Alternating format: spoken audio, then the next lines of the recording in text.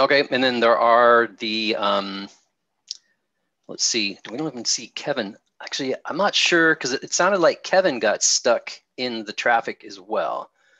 So has anybody heard?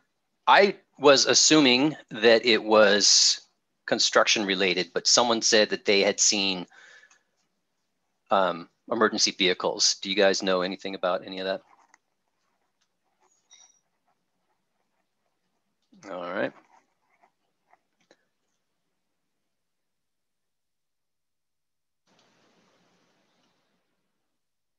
So we're still a couple minutes ahead of schedule for the public hearing. And also Kevin's not available yet. So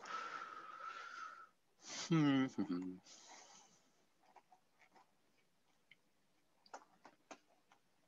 right, I guess we'll move up to number 7. And actually, do we have, no Carl either. Schedule for the this is all out of whack. So, yeah. Carl is most likely on the rescue that was in Carson Hot Springs. There was a rope rescue of a hiker around 4 o'clock. All right, so. There we go. That's the info I was looking for. Number 7. And actually, do we have who? No Carl either. Who has YouTube playing in the background? Does somebody have YouTube open? Yeah, is that me? Yeah. Carl is most likely on the rescue. Somebody does. If you've got YouTube, it's several seconds behind.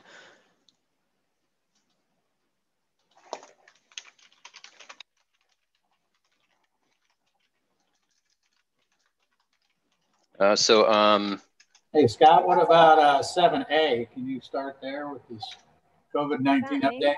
That might be me too. I'm going to log out and come back in. Somebody does. If you've got YouTube, it's several seconds behind.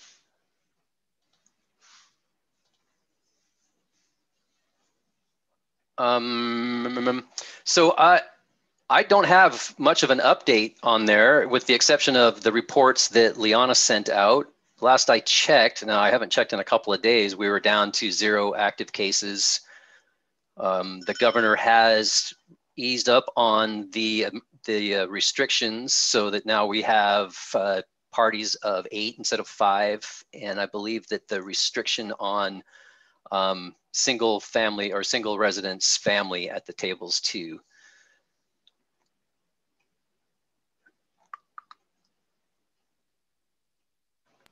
I just share though that Inslee also extended the eviction moratorium yesterday.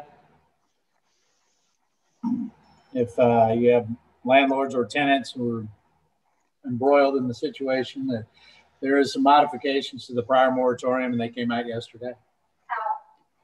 And that is an interesting, it's an interesting conundrum in that obviously we don't want people to lose their homes or lose their apartments because of lack of work or lack of ability to get to work.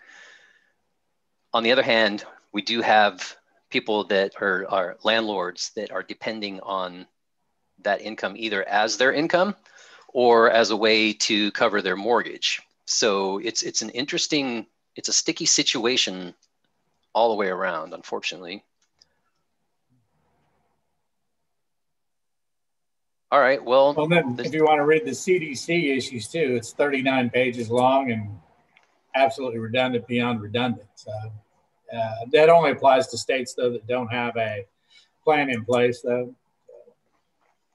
Oregon and Washington both have the plans. But the CDC reading is just wild to read.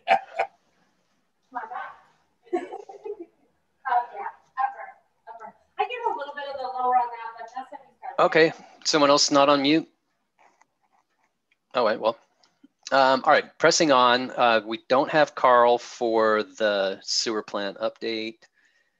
We don't have Kevin for the presentation. I guess I can filibuster for another couple of minutes until we get to our 6:15, our first public hearing.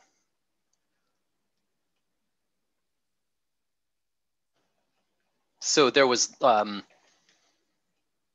was prompted to call WashDOT today because of the backup in traffic, because their website does very clearly say that they will not be flagging traffic. They'll be traffic through between 3:30 and 5 every day during the rush hour traffic. So I called up to ask what the story was. It was they provided a number for their communications staff member, and she said that they were supposed to be done with the rock work by tomorrow and that it should be back to normal by Monday. But she also said that they scheduled roundabout work at the same time. So a very fortunate turn of events when it comes to scheduling. So I'm not sure who's in charge of that or how come they don't share calendars. Or maybe they could even have a Skamania County calendar that someone could go, ooh, wait a minute. So now it would appear that there was other things that were causing that backup. It's curious that a rope rescue would cause that level of backup, though. That's an interesting situation. All right, we've got like 60 seconds to go. Hey, Scott, may I ask a question while you're waiting? It's Amy. Hey. Hi, I'm just texting with Kevin Waters, who says he's ready to call in. Would you like me to have him wait until like 6:45? Since you're going into a public hearing at 6:15 and then 6:30? Yes. I don't know. I still don't see anybody besides us in the public. So 6:20, 6:25? Yeah. Well, okay. Yeah, may as well call it that. I don't really want to get into I see Liana's pictures, but Anders' name. She has been texting, so let me just see what Liana says, because I would rather wait on the budget hearing until she can participate. Hey, Scott, real quick, just a point of question, though. If we don't have Carl to give a presentation on the resolution regarding the wastewater moratorium, can we proceed with the public hearing? Well, I guess that's for Ken. Yeah. What do you think, Ken? Well, I mean, the public hearing is set. You can do the public hearing. Let me see. Which public hearing is this? This is for the wastewater moratorium? Yeah, it's just on the extension of the wastewater moratorium, but I'm just worried that we don't have anybody to give a report from the city staff. I mean, even though we don't have a public here, but it seems to me we need to have a report. It would be, of course, a more valuable hearing if you had that report, but I don't think anything precludes. There's no legal reason why you couldn't proceed. Okay. Okay. Well, we do have the ordinance in the packet.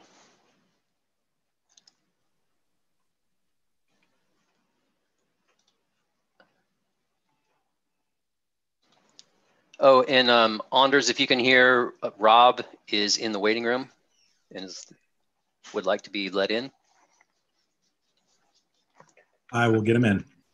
Thank you. And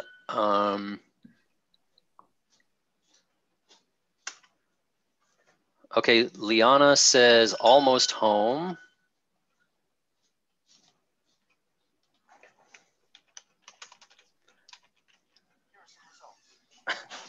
And I've got Google Assistant ready to help me out with whatever I ask of it. All right, so I don't see anybody else. I guess Rob is going to be joining us shortly.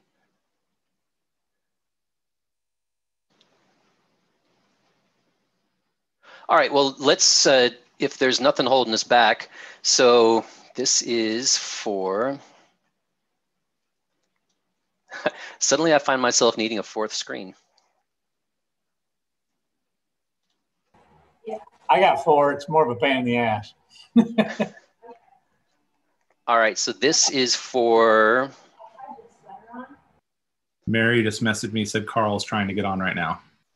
Very good. All right, so this is for the a public hearing for the commercial wastewater moratorium. We were scheduled to proceed at 6:15, as I would like to open the public hearing at 6:17. We don't have a presentation yet, and I don't see any public.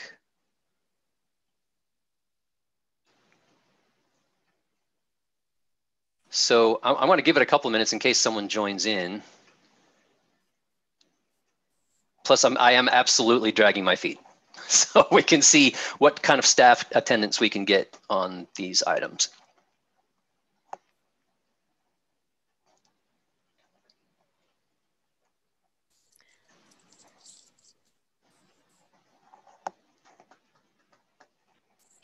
May I say something while you're waiting, Scott?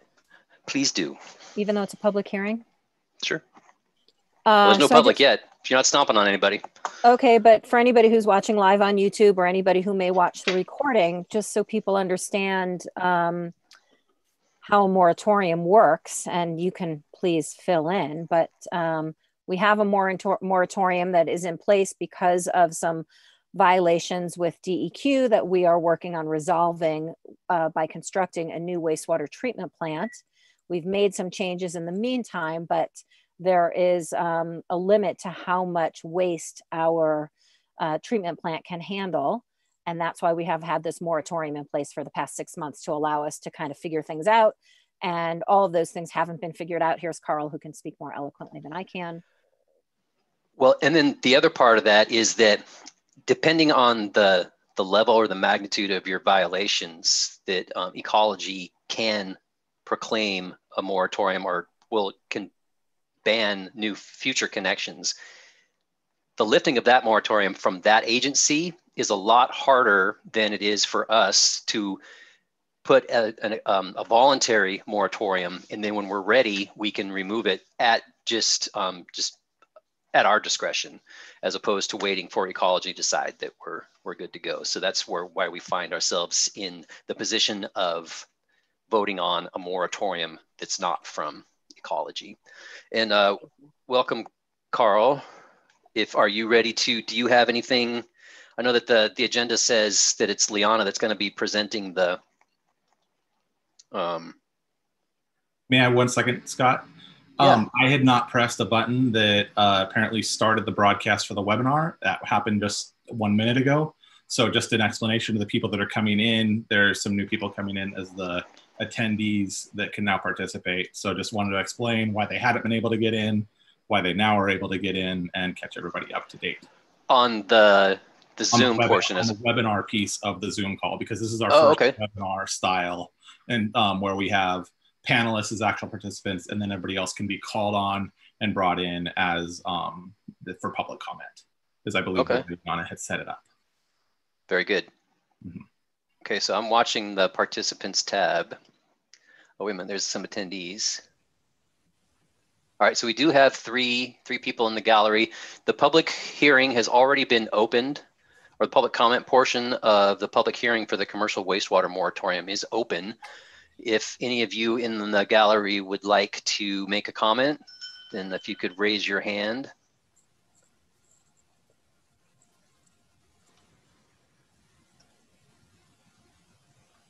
And Anders, do you remember the shortcut? Actually, I think the phone shortcuts were for mute and unmute. Do you actually? There's got to be one for star something for raise your hand. So let me Google it real quick. Give me 2 seconds. Very good. So I was one of those people who could not come in. I heard Amy. Amy, thank you. What I did here was accurate. Yes. And that's what we're going for. We don't, we don't want to be ruled by DEQ. It is a much more stringent process to get off of that moratorium. So self-imposed, and this is an extension for a year. And it is necessary. I had mentioned last meeting that with the rains coming, our INI is going to bump up, and it did with the recent rain events that we did. So I hope that we don't get an influent violation, but it's probably going to happen in the winter months due to the higher INI. It is *9 to raise your hand. Participants, if you're calling in, *9 will raise your hand so we can call on you. And does that toggle automatically? Like if you... It should raise their hand so we see it. And then what would happen is we would then unmute them. And then they would be able to, what they would be speaking over their phone would then come through. Okay, so do we know that if we unmute them, does the hand automatically go? I was in a meeting the other day and I raised my hand and realized that the hand didn't go down again. It was up to me to bring the hand down. The participant must once again dial *9 *9. on his dial pad. All right, and then do you have the mute, unmute on their end? Yes, I can allow to talk. I have that ability to do that for people. Okay. All right. I don't see any additional or anybody else in the gallery. I haven't seen anybody indicate a desire to speak in this public hearing portion or public comment portion. Normally my sheet says, is there any more public comment? So this is your last chance to provide public comment. So I'm going to close the public hearing at 6:24. This is the part where we would clarify any questions raised during the public hearing, but there were none. And do you guys have any questions, any other questions that Carl might be able to answer? Well, it might be nice. Oh, go ahead. No, please. I was just going to say, it might be nice, Carl, if you could define I&I for people. Infiltration and inflow. So basically, if we have leaky pipes, groundwater comes into the pipes, goes down to our treatment plant. We just got done with a large project on School Street to try to repair some of the I&I, and it was successful. I was hoping to see a little better results down at the plant as far as I&I. Another way it comes in is through manholes on the street. If you have some that are depressed, in the pavement, water pools, infiltrates that way. But we have, I think this has been talked about before, of course, but I'll bring people back up to date, is up in the Wisteria neighborhood, up in that area, it's very bad up there. But we cannot touch it due to the fact, if we do repair those lines, we have a geotech study that they are concerned that rerouting that water out of our pipes could potentially cause property damage. It's unfortunate. That is where a lot of our I&I is coming from, and it's something that needs to be worked on. And guess whose house is directly below that work? So I appreciate the caution on Yep. water coming down the hill. So thanks for bringing that up, Amy. And Carl, just want for the public to know that at least in the last year since we've had the moratorium in place, there hasn't been an applicant seeking commercial tie-in to the sewer treatment plant. Is that correct? That is correct. So while also, it's unfortunate. Yeah. To that point, though, I'm pretty sure that those requests are dealt with at City Hall before there's an official request. Correct? Because it wasn't the Story property, they had some ideas on what they were going to do there, and we're told right away that they wouldn't be able to get the connection they needed. Correct. We have not had an application come in, though, to Robert's point. We haven't had an application denied. So I mean, my point is simply that the moratorium that we self-imposed a year ago, despite the fact we need to extend it, even though we've made great strides, DOE is still out there lurking and could potentially impose their own moratorium, which, as we discussed, would put us in a worse position than by self-imposing our moratorium. That is correct.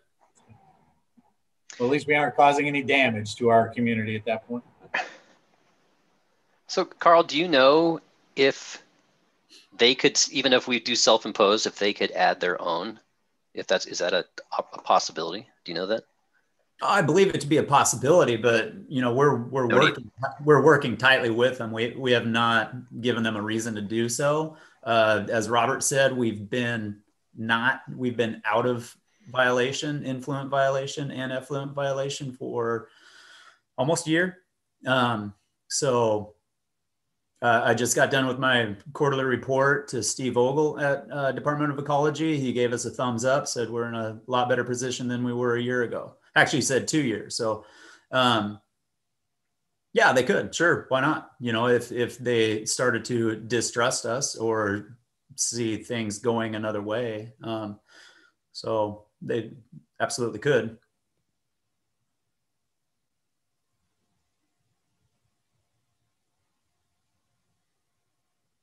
Unless there's any additional questions from council, I would entertain a motion. Yeah, one quick question. I get asked this all the time. What's the best case scenario for the timeline for lifting this moratorium? I know it's after the new plant is there is the right answer, but are we looking at 5 years? What are we looking at? I would say 2 to 3, the way things are going for the phase 1 and 2 of the wastewater treatment plant upgrades.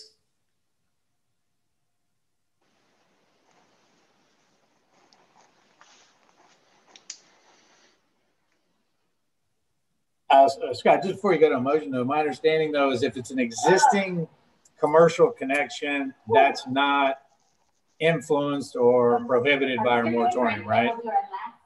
And I was thinking more along the lines of the Viking, the little Viking. It's a commercial location. Brian can still rent that or lease it to a commercial tenant, and our moratorium would not affect his ability to release that commercial space, right? That is correct. I'm sorry, I'll answer that one. But yes, that is correct. And same with the hotel that's going in Russell Street. That was an existing one. We are getting some conflicting audio. So if those of you in the gallery are not on mute, it might be one of you. Help us out. That's probably my background noise, which is why you have a background screen. There's some background noise in my location right now. So my office is also a gym. So gotcha. I'm trying to keep it on mute as long as I can. Understood. All right. I would still entertain a motion for motion to approve resolution 2020-366 adopting the findings of facts related to the moratorium extension on commercial connection. Thank you. Second. All right, there's a first and a second. Is there any other discussion? All right. Is that you, Annie?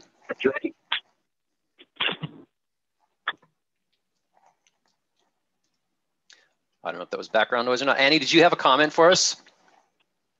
No, I don't. I'm waiting for you to call for the vote. Very good. Vote. Yeah. All right. Why don't you go ahead and register your vote first then? Aye. All right. Matthew? Aye. Amy? Aye. Robert? Aye. And Paul? Aye. Thank you. That passes. All right, we have hit our 6:30 mark. We have one more motion for this. Approve the ordinance as well. We got one more. All right. So motion to approve ordinance 2020-1165 extending the wastewater moratorium on commercial connections with discharge above residential structure. Second. We have a first and a second. Is there any further discussion? Hearing none, I would like to do roll call for the vote. Matthew? Aye. Amy? Aye. Robert? Aye. Paul? Aye. And Annie? Aye. Thank you. All right, now I think that we've moved on. I'm going to see if I can get a hold of, or Anders, have you heard from Liana? I have not heard from her recently. The last I heard, she was almost home. So I texted her about 2 minutes ago and I haven't heard back yet. So she's probably getting her son settled. Perfect. Kevin is on the call if you want to hear from him. Scott, he's in the participants. Yeah. Number he is? Well, okay. So it's kind of we published the time. Help me out here, Ken. Since we are at a moment an opportunity to proceed with the public hearing, can we delay it or are we obligated to proceed with the public hearing? You try to keep your, am I muted? No. You try to keep your public hearings close to the time in case you have people attending. But you're not, I mean, you can't start a public hearing before the designated time, but it can happen anytime after the designated time. Very good. I would like to keep this stretch this a little bit so that we can have Liana involved with this. So if anybody is here for the public hearing for the budget, I am waiting for the administrator, so we will delay that slightly so that we can then bring in Kevin. Are you there, Kevin? And Anders, can you get him off mute if he needs to be? Yes. What number is Kevin? I see it. He's 503-560-5241. Okay, I will bring him in right now. And of course, timing being what it is. There's Liana.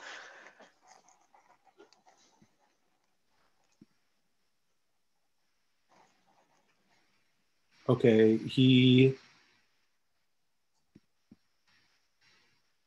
Kevin, if you talk now, you should be live.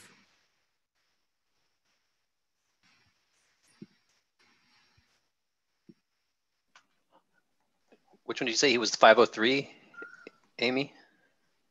Guys, can you hear me? There we go. Hey, Kev. Can you hear me? Yep. Okay, I apologize. I was stuck in that craziness as well, and I have my 2-year-old with me, so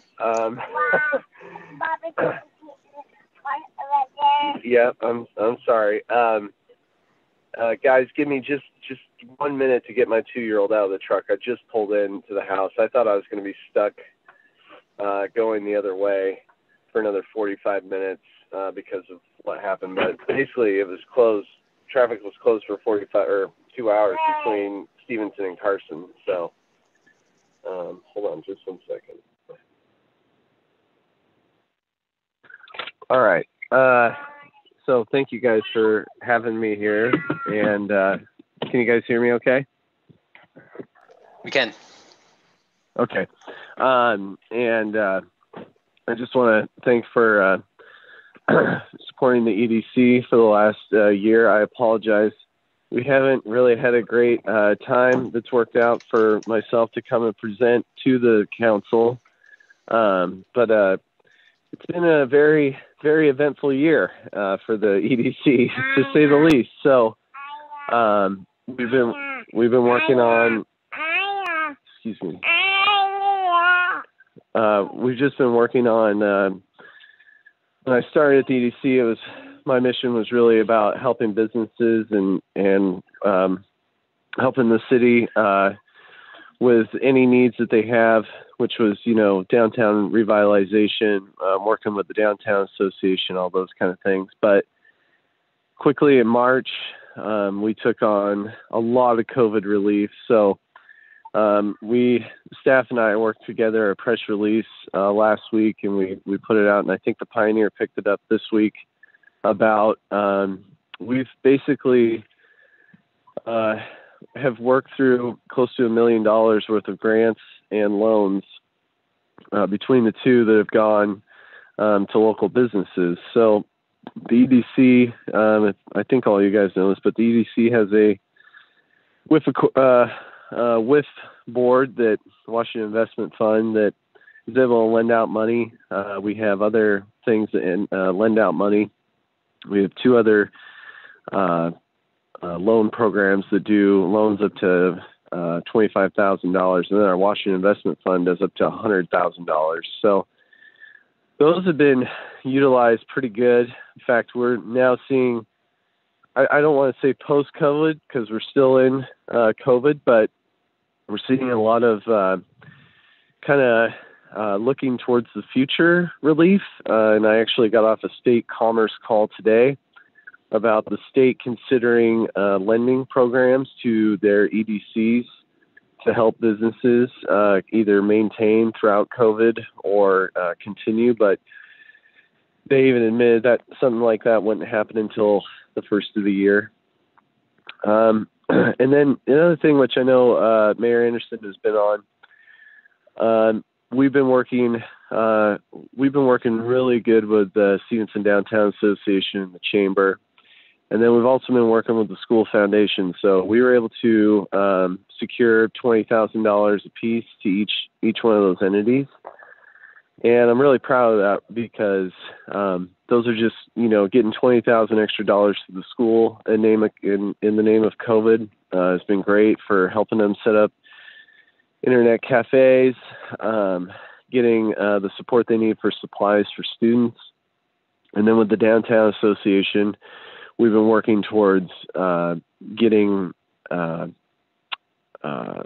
programs set up, the Bricks and Clicks and the Takeout program, which have been great. And then with the Chamber, we're just worried about their loss of membership. And so being able to secure another $20,000 from Commerce to get them that money has been really good. And then with small businesses, we did 27 small businesses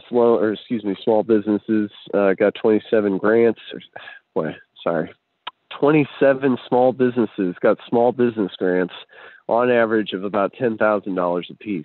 So UC's been working really hard throughout this stuff, and it's been a great challenge, but it's also been really fulfilling and really, really amazing. And I also really cannot thank Councilmember Weisfeld for being on our board too. She's been an excellent president this year, and she's been a great support for myself. So anyway, I'll open it up to you guys if you guys have any questions for me.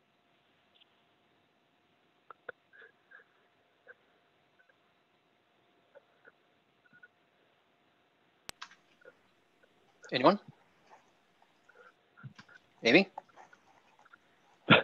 Well, just for any public Sorry, who might be watching, Kevin, can you just state what the EDC's mission is, just real briefly for anybody who's not familiar with what you guys, what the purpose is and why the city might support the EDC?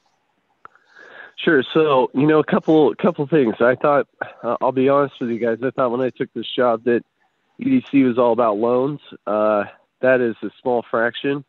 EDC is kind of it's really I like to call it an undercover quasi-government agency. We are not only helping businesses, but we're also helping governments, and we're also helping like the PUD, all the cities, the port, and our mission is really to produce economic development, and those kind of things are building blocks. You don't really, I think a lot of people, when they look at the EDC, they're looking for the big home runs. And really what we're looking for base hits. We're looking for being able to provide support for the government to bring in developers or to bring in other businesses to say, hey, can you work with these guys? And then on the flip side, our mission is to help all the businesses in Skamania County. And I think what's been kind of special about COVID is that a lot of people did not know what the CDC was. And now we have a great network of pretty much every business that's in Skamania County. We have worked with them throughout this pandemic. So, the mission kind of is twofold. You help governments and you help businesses provide, you want to see economic prosperity. And I think, I definitely think we're working towards that, even through this pandemic. So.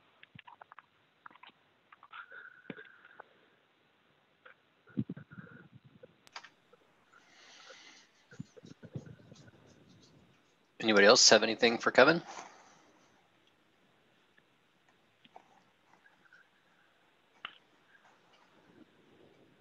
All right. Well, that was short and sweet. Probably more stressful getting your kid out of the car. Yeah. Oh man, that was. I'm not gonna lie to you guys, Liana. I called Liana and I go, hey, I'm going to be a little late. And that was at 5 o'clock because I hadn't moved in an hour and a half. And she started laughing. She goes, I'm like right behind you. And I go, oh, okay. And then it was bad. So I just thank you guys for having me on and look forward to coming back and speaking in a few months to you guys. So great. Thanks, Kevin, for coming on. All right. Thank you, guys. Take care. Have a good night. You as well. Thanks. Okay. Bye.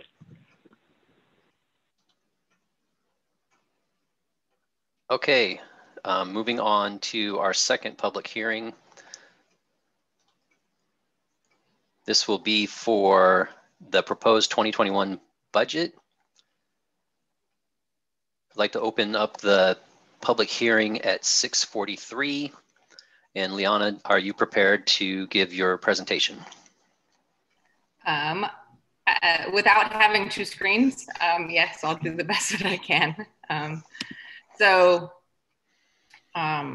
The budget message has been added to the information that was initially provided. So what was provided at the meeting previously was just a lot of the detail that followed. So this just summarizes how the numbers were arrived at. Basically, the population estimate is a slight increase, and that's based on the Office of Financial Management projections. It assumes a 1% increase in the property tax levy plus new construction, a conservative sales tax estimate based on, again, 2016 revenues, because we don't know what the COVID recovery is going to continue to look like. We did the 5% increase for water utility base rates, and a 12.5% increase for 2021 for utility, and that would be a $10 increase. So right now the base fee for residential users is $80.02, and it'll go up to $90.02. And then every other user will go up that 12.5%. And then it includes some secured grants. It does not include the EDA grant that's in the council packet right now. And it doesn't include anything related to any additional funding for the wastewater project. That one will be added as the project timeline is confirmed, because not all of the construction, we're not going to spend all $4 million in 2021. So again, once that timeline is confirmed and we have a better idea as far as how those funds that are very specific to that project will be allocated, then it will be added into the budget. And then there's just a summary as far as what the revenue sources are and the breakout of sources. So charges for services, that's your water and wastewater. Fees and taxes, that's a combination of your property tax, your sales tax, the lodging tax, PUD taxes, excise taxes. And so again, those are the two major portions of funding for the city. Intergovernmental grants, that is the community development block grant. And again, why that one's a large one. And those are typically specific for projects that are cost reimbursable. A brief outline of what the highlights of the projects are for 2021, which includes the First Street Alternative Transportation Project construction phase. That's the Overlook project. And so that is currently, the engineer's estimate was $619,000. The design of the wastewater system upgrades. So we still have some final design for some of the lift stations related to the project, as well as an analysis of whether or not we extend sewer. There's two different ways we can extend sewer to the area, kind of out by Montel Terrace to an unsewered area. And so it will analyze which way is best. One is to go to Kanaka Creek and the other one is to go through downtown. And then again, and so that's what the remaining loan amount is for that $500,000. The community development block grant, that's a home rehabilitation project, and that is the one where we're basically the pass through, and it's run by Mid-Columbia Housing Authority. And then we have the citywide transportation study for $80,000, and then Lower Kanaka Road improvements to kind of finish up making that more passable. And then a couple of water system upgrades. One is the section of Vancouver down by the Rock Creek intersection. There's some upsizing and extension of pipes that needs to take place for some development that is planned to go in down there. And then upgrades of the tie-in system from along Loop Road at the Columbia intersection. Mostly it's kind of the line in front of City Hall. And that is, both of those are slated for $50,000. When we talked about the overall plan and the strategic plan. We also talked about improvements that were needed to the water treatment plant. We wouldn't be able to afford them in 2021, so those are now planned for 2022, unless we're able to fund it or find the money for next year. And then we're replacing a service truck for $45,000, and that's been delayed the past 2 years. We haven't purchased a new truck in the past 2 years. And if we get too far behind, then it'll be more challenging to catch up and make sure that we have a good rotation of vehicles, and they get too far along. Personnel costs, again, so that's the chart below.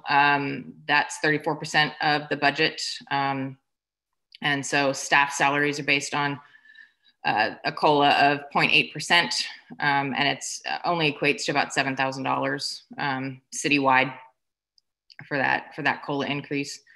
And then the medical costs are increasing 4% in 2021. Dental and vision remain the same. And then for services, that's again the other large portion, and so that covers the larger payments are for police services, again, that reimbursable grant for community development block grant, and then lodging tax funds. So those are services for people to hold events inside the city. And then the wastewater services consist of, the sewer lining, hauling and disposal of biosolids, and then operations support. And then overall, on that last page there, it talks about the ending fund cash balances. So as you can see in 2013, 14, and 15, they were being used. And then part of the increase, I believe, in 2016, 17, and 18 is mostly related to that timber fund. And so that's where the city logged its watershed. And then in 2019, basically that money's still there, it just changed color. We moved it to the fire reserve and the general reserved fund. And then, so the 2021 or 2020 proposed, as you can see, the proposed revenue is less than 2019 as far as an ending cash balance. But right now, as far as the year to date goes, we are improving and performing better than anticipated. So hopefully that will remain higher. So coming in, basically receiving more money than we spent. And 2021, again, we have a lot of capital projects that are being worked on. And so that's the reason why those reserves are being drawn down. And so 2021, again, is budgeted, if not at the same as the 2020 proposed, a little less. And then after that, there's just a summary of what each fund is. That summary for what each fund represents and the restrictions are also continue into the budget document with the detail. So it's before each detailed line item, there's a summary of what the revenues and expenses are for each fund. So if you have any questions, I know that was kind of a quick overview, but we will be going more in depth at the next council meeting, or at the November 12th meeting. A couple of things. One thing that changed between this meeting and last meeting is I did more analysis on the sewer rates. And so I put that revised estimate in there. And so that increased it just a little bit. I think maybe $20,000. So as far as mentioned from the last meeting, so the sheriff's department, that contract is going to be projected, we're going to project to use the same, in the past we've used the same increase in the contract that we've used for our employees.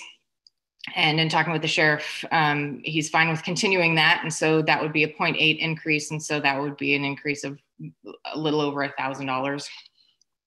So that'll go up to about 177,000. And then the other question I have is, so it was mentioned the fireworks, to spend more money on that. So typically, again, that was put on by the Chamber of Commerce. So next year it's going to be put on by county events. And typically they spend $5,000 in fireworks and $1,500 on advertising. And so the question that I then have to council is, how much would you want to budget for 2021 then for the 4th of July event? And I think that's, oh, and then the pool, there's a meeting today about the pool. And it will be in soft close mode until December 31st. If the levy passes, we have a follow-up meeting on November 5th to talk about a path forward because the school will put 1% of the levy, if passed, to the pool, which is $20,000.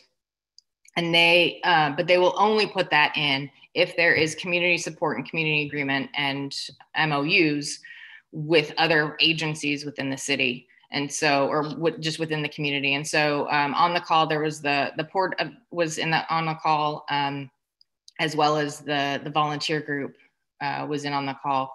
And we all committed to doing something. Again, we don't know what it looks like, but one discussion was having a contract with multiple options to include what the rate would be that we would each need to put in for it to be soft closed for a period of time. If they're able to open it, what would we each be able to put to it? And then what happens with the outcome of the Park and Rec District on the ballot. So kind of either a 1 year or 2 year contract with different options depending on what happens with the pool, with COVID, and with various voter initiatives.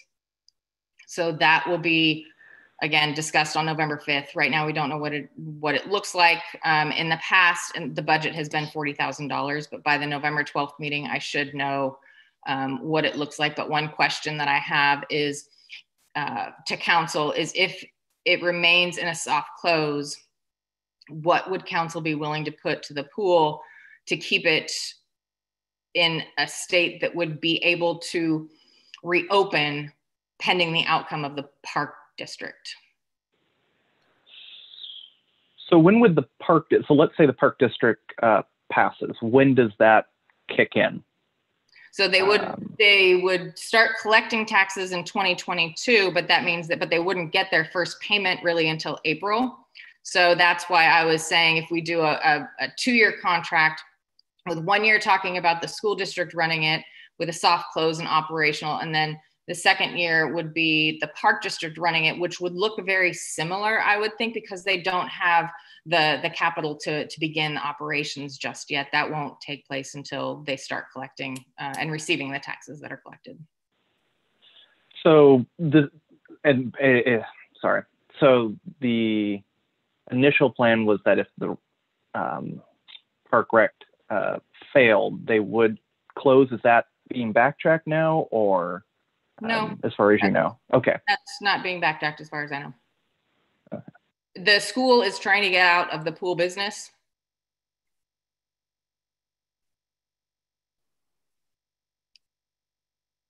And if I recall the conversations when we first started the talking about the Park Rec and what the costs would look like, it was pretty much the $40K would just carry through, rather than us paying it, the tax payers pay it then. I mean, is that kind of roughly the same amount? I believe so. I don't have stuff in front of me, so I don't. That's all right. That was all my questions. Thank you. Well, Liana, in an attempt to at least address your question, I am all for the pool. I think it's a great community asset. And anything that we can afford to do to just help it survive, I'm all for doing.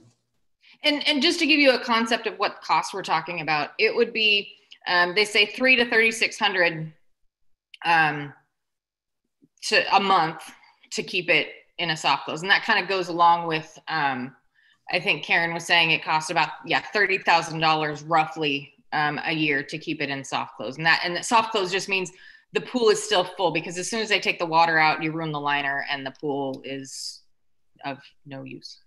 Right.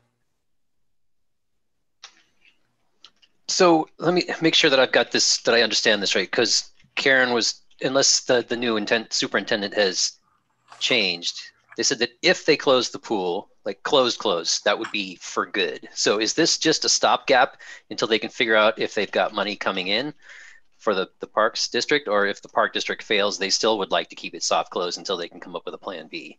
No. If the park district fails, it will be closed.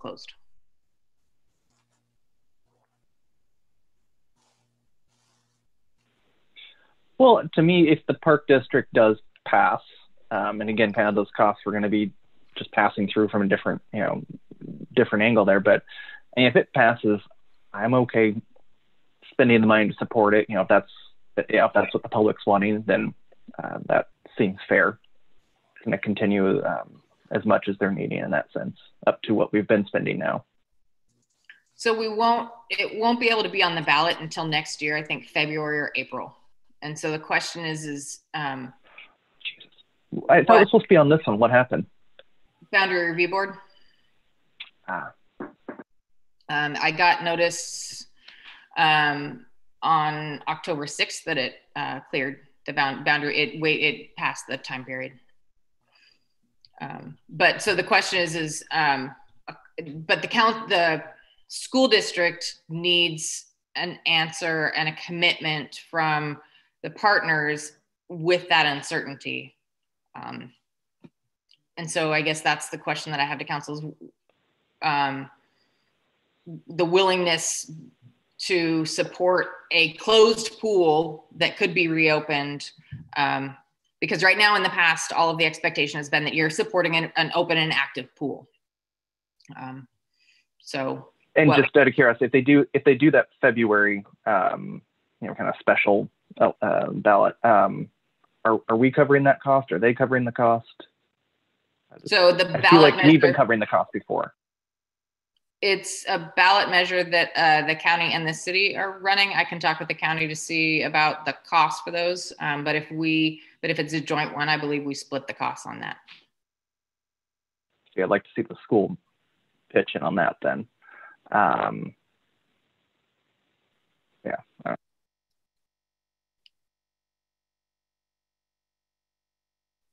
Liana, can you lay it out clearly here? We're talking about, this is what I'm hearing anyway, potentially committing $40,000 for as a life support until we know the outcome of an election. Is that correct?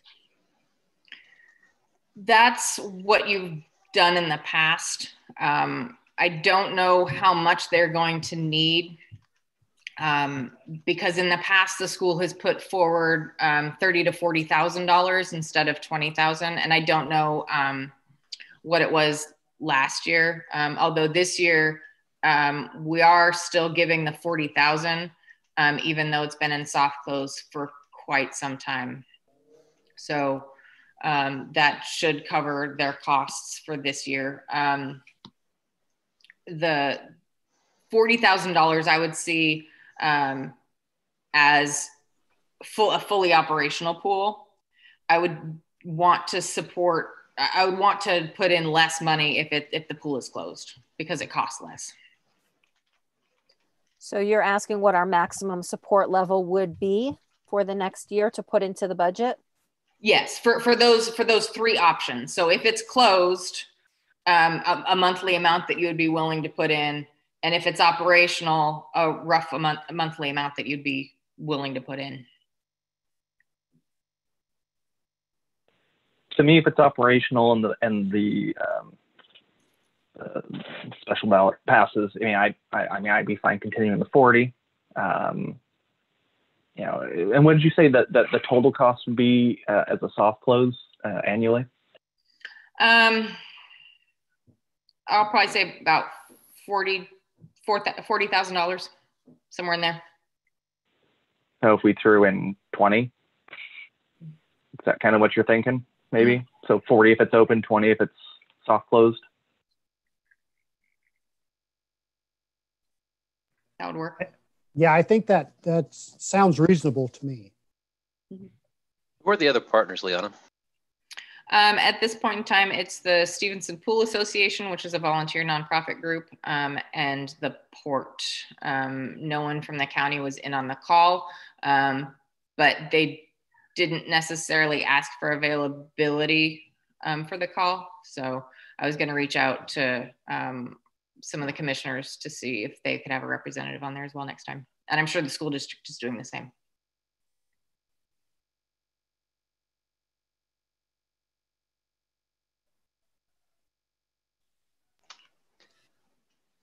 So we're just to be clear, the two amounts we're talking about is what we're willing to budget for maintaining a soft closed pool.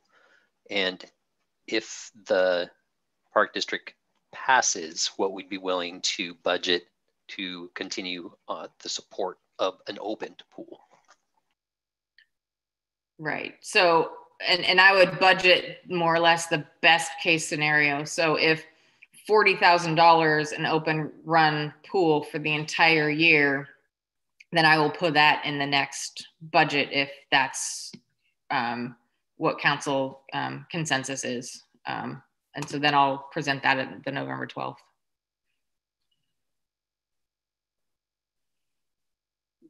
Okay.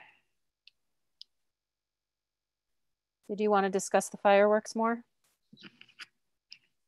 Yeah, so I guess similar, is there consensus on any additional funds? So again, typically that comes through the TAC committee for the lodging tax funds. And so it'd be a matter of talking with the county on their application for that.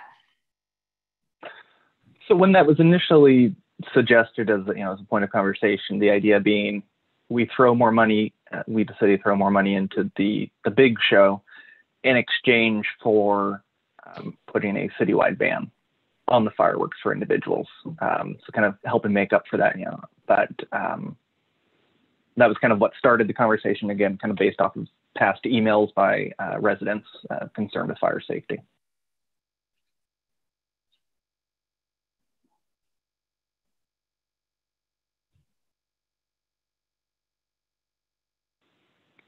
So maybe an extra, I don't know, 500. I don't know what seems reasonable. Leon, you said we put in what, 1,000, 1,500, something like that. What'd you say?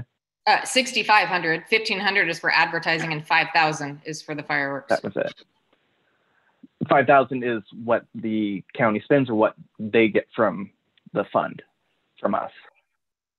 That's what they spend, and it's all from the city. Well, it's all from the lodging tax. Yes, it's all from the lodging tax. Yeah. Mm-hmm. Oh, a couple grand then. What exactly are our discussion points in this one? Just are they simply asking for an increase in budget, or what's going on here? No, I initiated it. Again, so the initiation was concerned residents about fire danger. And so if it's kind of if we're taking away with one thing, let's give with another. So if we're going to say, maybe we should nix fireworks during the fire season, then at least let's give a better show by throwing a little extra money at the main display. That was the talking point. But I understand the talking point. You're tying some potential future possible resolution to a budget issue. So I'm not in agreement to passing a budget that has an asterisk next to it that says, by the way, we're going to do this, but we're going to have some sort of proposed resolution down the road. Well, I mean, we can pass it at the same time. And so if we want to nix it now, we can. But I mean, that was the idea. So yeah, I mean, I'm in disagreement with that. If we either, TAC money is TAC money, and their separate committee makes approvals on those and then brings them back to the city for city approval. But if the TAC committee decides to increase funding for fireworks, so be it. But I'm not interested in making any sort of tie back to a potential resolution of banning fireworks. Well, I didn't say use TAC money. I mean, that was where it's been coming from currently. I never said specifically to use it. I know, I understand, because the TAC committee makes that recommendation. We don't. We just simply vote yay or nay if we like the amount of money the TAC committee has approved. It's not up to us to allocate those monies. We simply either approve or say it's too much, and then it can go back to TAC for them to decide. But yeah. But again, it could come from a different fund. I never said TAC. So I mean, you're focused on that specifically. Well, no, right now we don't have a specific budget outside of the TAC dollars that are allocated for fireworks. Correct? So I believe that's where we're at in our discussion, is whether or not we wanted to put a budget line item for firework funding. outside. Thank you, Scott. It's a public event put on. It's nice when, obviously locals attend, but, people who visit our community attend that event. And the nice thing is that money that comes from heads and beds pays for it. So that's a nice position it is, rather than taking it out of our dollars, which we need to allocate for other resources or events. That's just my position. I wonder if it's possible to take a straw poll on implementing a fireworks ban. I mean, would we want to put that through a public hearing to make that change? I would think there's going to be a lot of comments on that. You're going to get a lot of pushback. Yeah, we've kind of seen that before. You realize that takes a year, right? You can't just implement it without a year delay. So keep that in mind. Could you explain that further?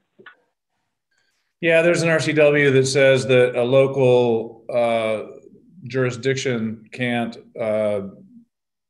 reduce the availability of fireworks without a 1 year delay. So I can give you the site.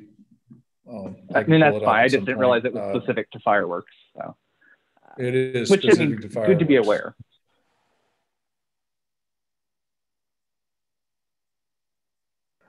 And I agree. That'd be a tough nut to crack. When we had really, really dry summer, was it 2 years ago? As a family, we decided that it was irresponsible to buy fireworks. So it was self-policing on our end. I think we did go down and get some fireworks so that we could have them for New Year's Eve. But I have to say that the firework parties I have been to is it's gleeful and it's unbridled mirth, and I don't know that we would have any luck banning fireworks. So if you guys are toying with it, that is going to be a tough one, and I say good luck to you, because I would not be in favor of a firework ban. Yeah, I think Scott is being wise here. If anything, I would like to see an expansion of the display to be a New Year's Eve display. I agree that it's irresponsible on really dry conditions to shoot off fireworks. New Year's Eve, it's almost never dry here. So I think if Matthew's point is to expand the fireworks display, then my counter would be that maybe we should have a second one around New Year's instead of. Well, no. So my point wasn't necessarily to expand the display. It was more of implementing that ban. But if we're going to get rid of personal fireworks, to make it a little sugar, by expanding the display to make up for it in a way. So if that was part of this budget discussion, we've already found out that any effort to ban fireworks would not go in effect until next budget anyway. So I feel like that part of this discussion is kind of moot, if you agree. I think that's fair. Yeah. Address the issue. So do we want to then move? Go ahead, Robert. No, it's just, it seems like the question is should we put a line item for fireworks in our budget? It looks like the consensus is no. We got a lot of stuff on our agenda. I was kind of hoping that we would not get bogged down in debate over public displays or private use of fireworks at this point. Yep. I think that it's moved past that, so that makes sense. Perhaps in the next month or two, we can get this on the agenda if it's going to take a year, if it was to move forward and it's going to take a year, more ideally getting it done sooner than later to have that conversation. Amy, you suggested a straw poll. Ban. Yes, ban. Did we lose Annie? Yeah, a while ago. So just for what it's worth, it's just a straw poll. Who would be in support of a firework ban or attempting it? Okay. Well, I'm in favor of having a conversation and involving the public in that conversation. Fair enough, and we'll leave it at that. It was really just trying to get a sense of where we all stood. But to Robert's point, we do have a lot to get through tonight, and the discussion is, like, say, it's at this point is moot. So, are there any other questions? And actually, wait a minute, what the heck have I done here? I think that we've gone right past public comment. We've gone right into council discussion. So let me get back to forum here. Is there anybody in the gallery that would like an opportunity to address city council regarding the budget? And actually, I guess the full term is the, where am I looking at here? The 2021 proposed 2021 budget, yeah. And again, so it's *9 to raise your hand and *6 if you wanted to unmute.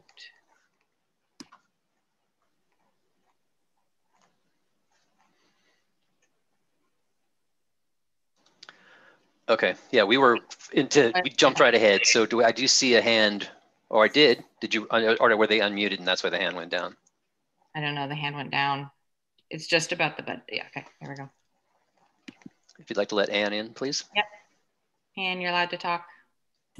And okay, so just so we're clear, Ann, I know what, I have a feeling what you might be interested in talking about. We've moved past the firework ban, and public comment at this time is for the budget.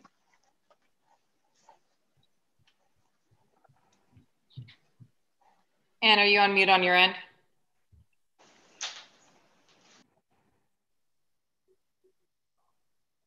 She should have access now. Yeah, and can *6 if you're on a phone.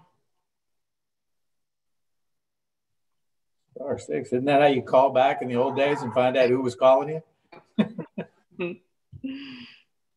Yep. And I'm still not able to hear you. Okay, she said disregard. Very good. Okay. If that looked like the only hand, so. Thank you, Liana, for all your hard work on the budget and presenting it tonight to us. Thank you very much. That's a lot of work. Okay, so last chance for public comment. I'd like to close the public hearing at 7:15. All right, so if you guys have any other discussion points, then now we're back to form, so carry on.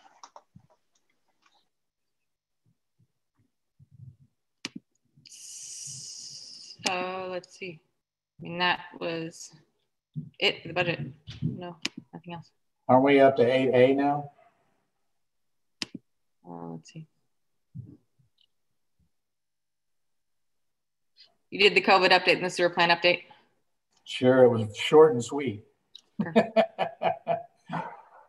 Scott, you're on mute. I sure am. First one of the night. Gosh dang it. So we did do the COVID. We were waiting for Carl for the sewer plant update. So Carl, if you're prepared. Yeah, short and sweet. Everything is still going great. I mentioned, Liana, you were gone. I had to mention I&I and what it was. You're kind of going off the screen, but we went over that. So we're going to continue progress. We started our first round of BOD and TSS samples with our SIUs, and 2 of them came in good. 1 was high. We're working with them to see if there's anything they can improve in their production. And then we will retest. So the results came in high, but we did not see any effect at our plant, which is good. So we will continue the work down there. That's the report. Carl, I swear I always think of that movie with Robin Williams, Good Morning Vietnam, when you talk. I feel like all you use is acronyms that make my head spin. But again, once you continue to do an amazing job there at the plant. Thank you. It's a team. It's a team. I'm one of many. Appreciate that. Thank you.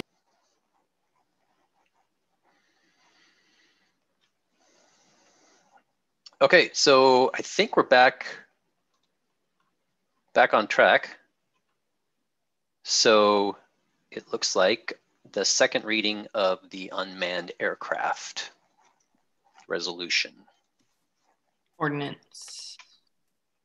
Sorry, yes. Nothing's been changed. I did include, so there are questions about the nuisance ordinance and what it covers versus this covers. And so I included a copy of the current nuisance code in the council packet as well, just so you can see what's currently on the books versus what will be added with the restrictions. And I feel like I asked this last time, but I don't recall. So, so just confirm if I'm flying over the city and recording, that would be fine. The issue is if I'm getting close enough to somebody, to someone's window and invading that sense of privacy. That was when this would kick in, or is it banning recording completely? No. So let's see it.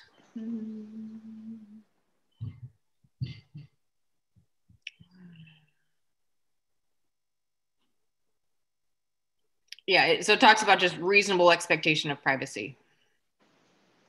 So yeah, no recording. So flying over the city, that's fine. Nobody would expect that to be a problem. It's when you're right there.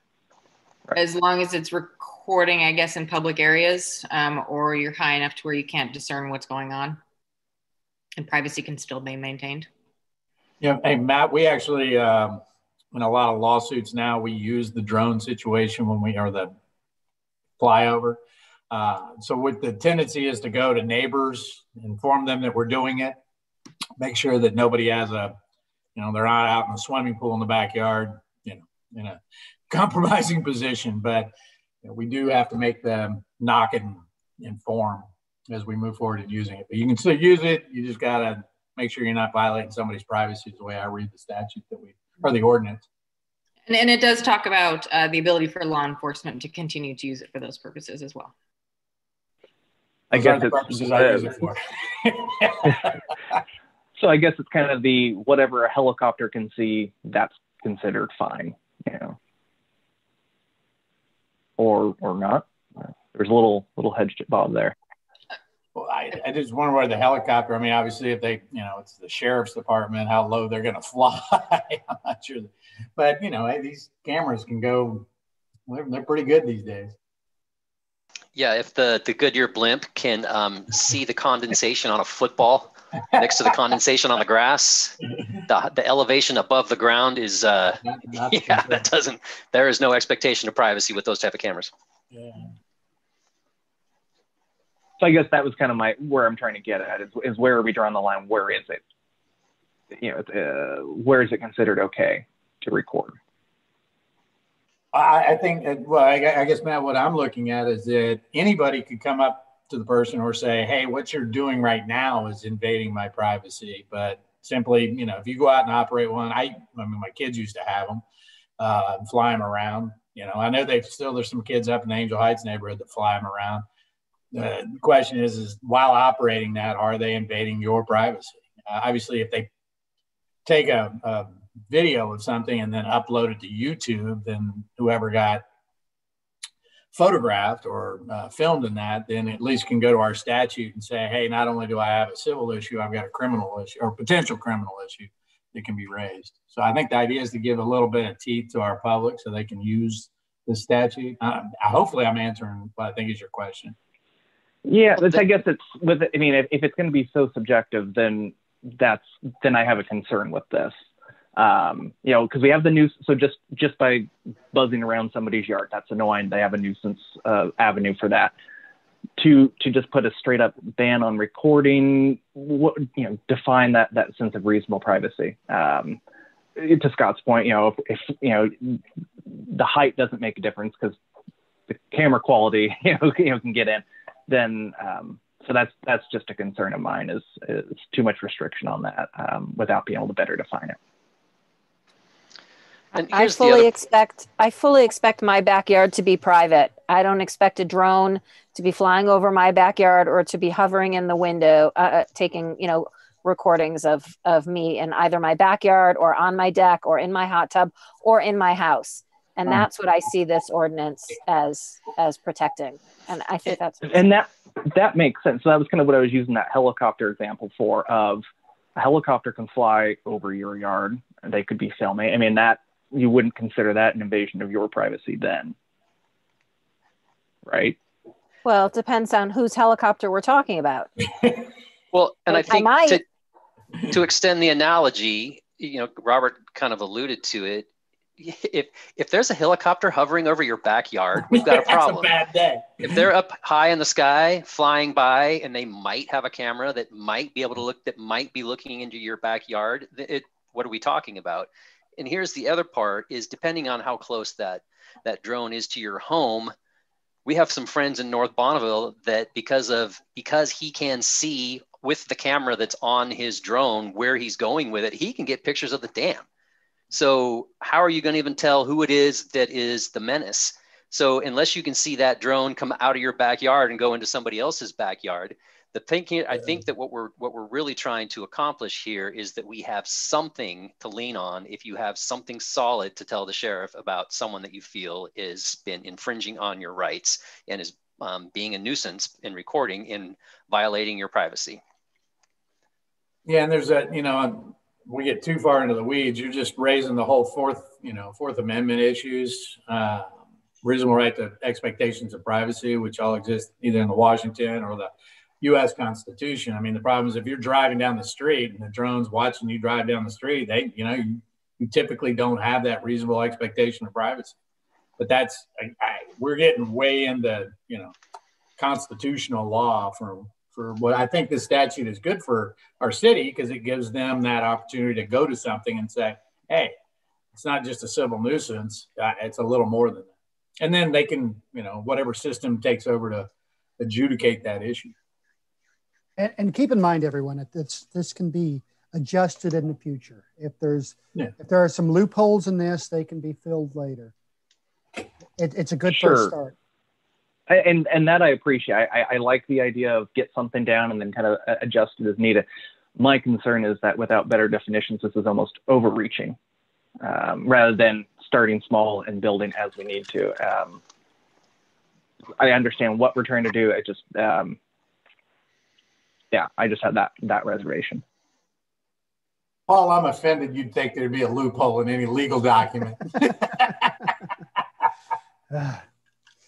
Well, and to Scott's point earlier, that policing this will be very difficult because the drone that Tom Sikora crashed in Vietnam had a range of several miles, something like 10 miles or something. It was huge. So you don't know where that drone's coming from. And by the way, I checked, it's against the law to shoot them down. Just so you know.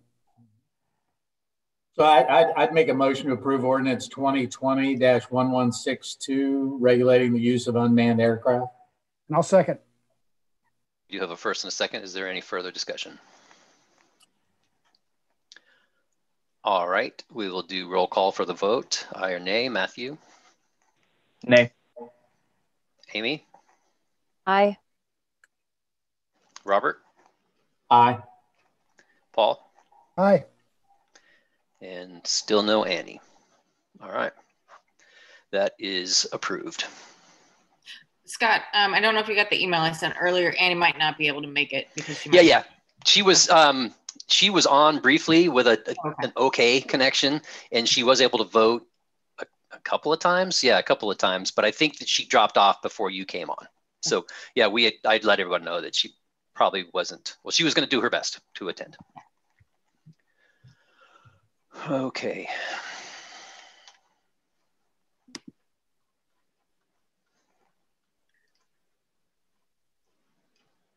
So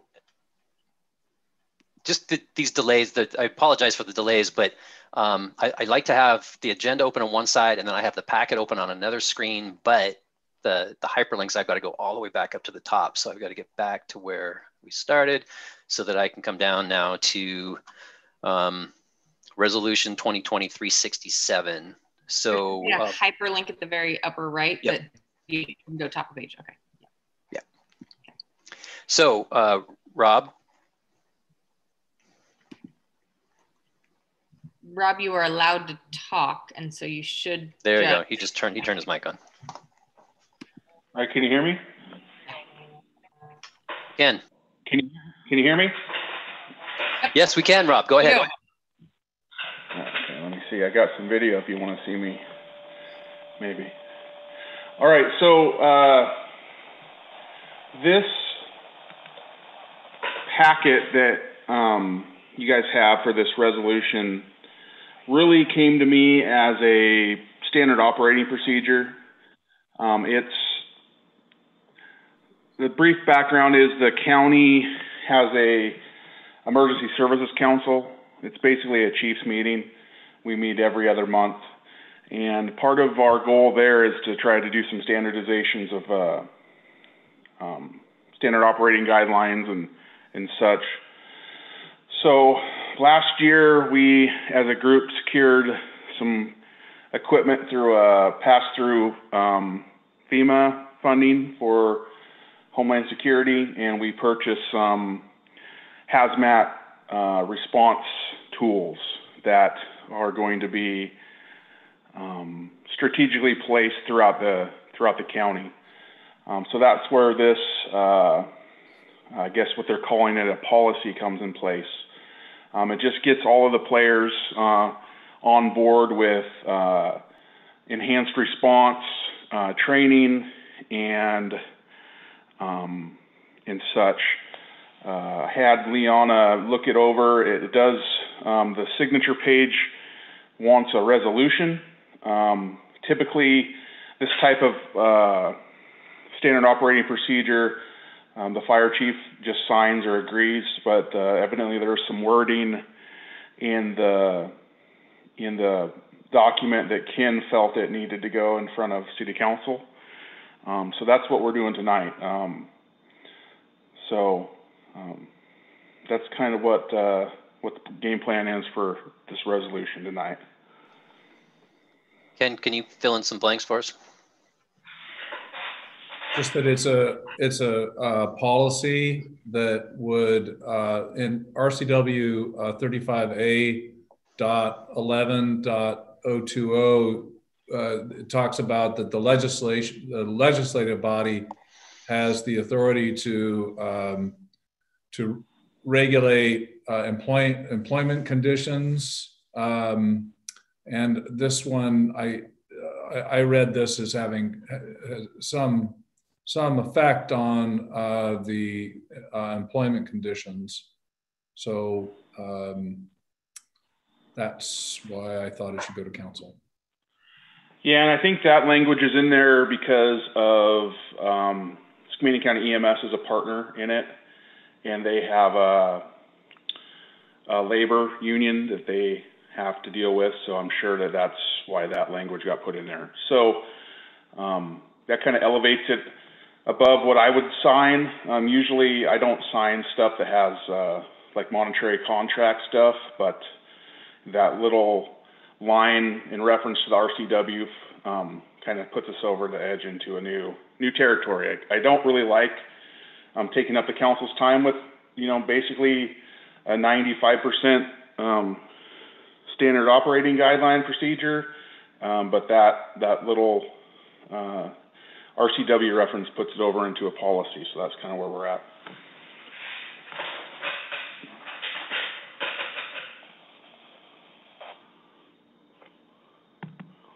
So what are we approving here? The ability for you to sign on that particular agreement? Yeah, that's what I'm not clear on either. Ideally, if there was some type of resolution for the delegation of authority to sign on that, I don't know, that would be a Ken question, or I'm not sure how Liana set up this specific resolution. It's set up as a resolution that adopts this policy. So you'd be moving to pass resolution 2020-367. Giving Rob the power to sign on that agreement? Is it? Well, no. If you look at the signature block, it shows it's In this case, yeah, you probably would have, you would be authorizing Rob to sign, but signature block does actually have an adoption date. So you do need to have adopted this by resolution, which is why there's a resolution presented.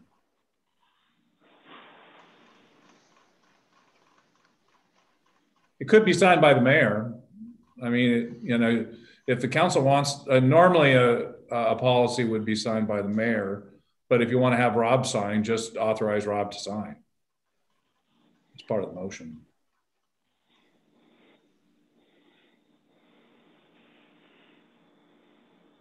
I actually see a signature line there for the city of Stevenson as well as the city of Bonneville in the interagency policy.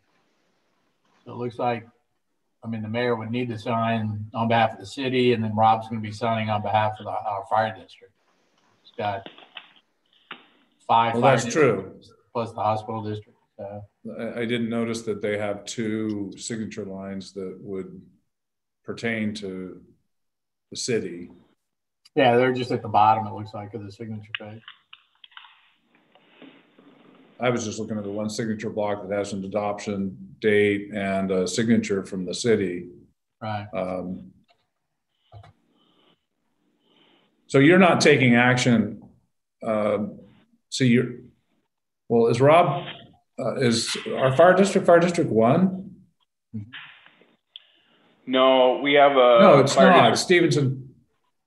What's that? So we have a city fire department, which is what I'm talking about. Yeah, right. Meeting. Yeah, so really, yeah, that's the signature block that we're talking about, City of Stevenson. Stevenson. Right, so you're adopting the resolution, and if you want Rob to sign, you'd authorize Rob to sign the hazmat policy. So that does come across as a bit of a, well, it is confusing because it does look like it does say the City of Stevenson. So if anything, it should be updated to say City of Stevenson Fire Department. So there's no confusion about but the fire department's not, it's part of the city. So the city is the umbrella. They're the ones who are in effect the fire department. So motion to approve resolution 2020-367, adopting the interagency policy for hazardous materials response. Second. It's ominous. And did you want to authorize Rob to sign or just have the mayor sign? I think the mayor should sign, just the way the signature block's set up. I'd hate to have somebody call into question later on, you know, authority and or execution. I mean, it's more or less 6 one after the other, but it just seems for consistency purposes. Yeah, I guess that's where I kind of I fell off the trail here. By this resolution, can we adopt this policy? I didn't see where it said, oh, and by the way, we're going to let Rob sign for it. So that feels incomplete to me. If that was what our intent was, to give Rob permission to sign that. For the way it looks to me is that we're asking you guys to vote on the policy. That's right. And it would be, that's why I was saying, if you want to add an authority for Rob to sign, great, you can do it, but it would have to be, an added part of the motion. The motion's not made to include Rob to sign, then the mayor is the default signer for city documents. Scott, are you balking at signing this? No, not at all. It's just that it felt like that the flavor of the conversation was giving, not having to trot it out in front of city council. It was something that it sounded like that was whether Rob should be allowed to sign it. That's what I thought we were talking about, but I don't see anything in the agenda item or in the resolution itself that is part of the discussion. It looks like it's just a resolution to adopt the policy. Yeah, I mean, the RCWs give city council authority, and it's fairly limited. And one of the things is that we can deal with, powers and duties of officers, working conditions, and, issues that involve retirement, pension systems, things like that. And Rob was concerned that the policy, as drafted, may somehow affect that particular RCW. So he's brought it to the city so that we can approve it. We're within our purview of what we're supposed to do. You sign off on it. We all move on. So we have a first and a second. Is there any other discussion? All right, roll call for the vote. Matthew? Aye. Amy? Aye. Robert? Aye. And Paul? Aye. All right. Might Thank we? you, everyone. Oh, go Thanks, ahead, Rob. Rob. Oh, he was bowing out. Yeah, I'm going to bow out completely unless you have anything else for me for the rest of the meeting. Thank you so much. Enjoy the rest of your evening. Thanks for coming. All right, thank you guys. Have a good night. Hey, you as well. Could we take a 2-minute piddle break? I find that to be a remarkable idea, Matthew. I would be delighted to take a 2-minute piddle break. Thank you.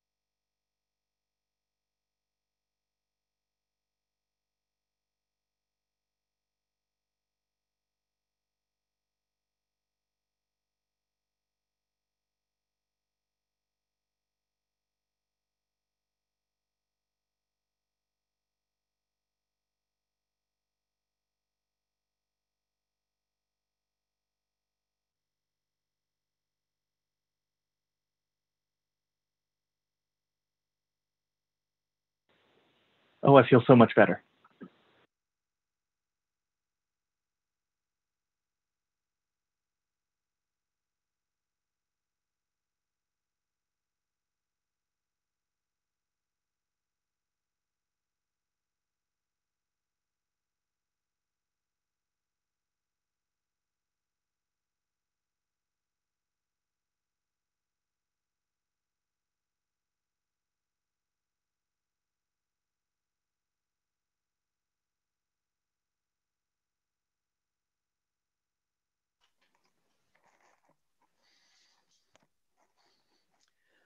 Capital idea, Matthew.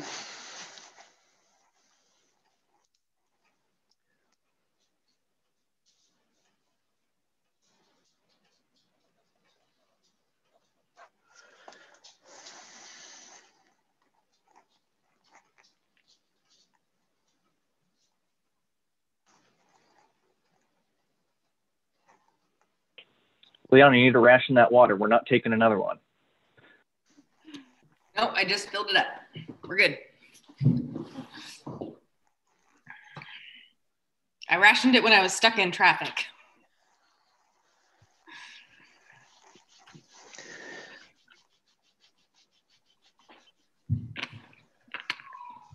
All right, I guess we can just keep moving along here. You want to take over here, Liana, on this Amendment A?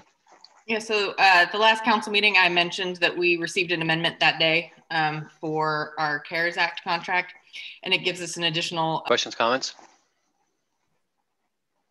Motion? Motion to approve Amendment A to contract 26541C336 with the Washington State Department of Commerce for an additional amount of $24,300, a revised total contract amount of $72,900, and an extension of the end date to November 30th, 2020. Second. All right, we have a first and a second. Any other discussion? All right, roll call for the vote. Matthew? Aye. Amy? Aye. Robert? Aye. And Paul? Aye.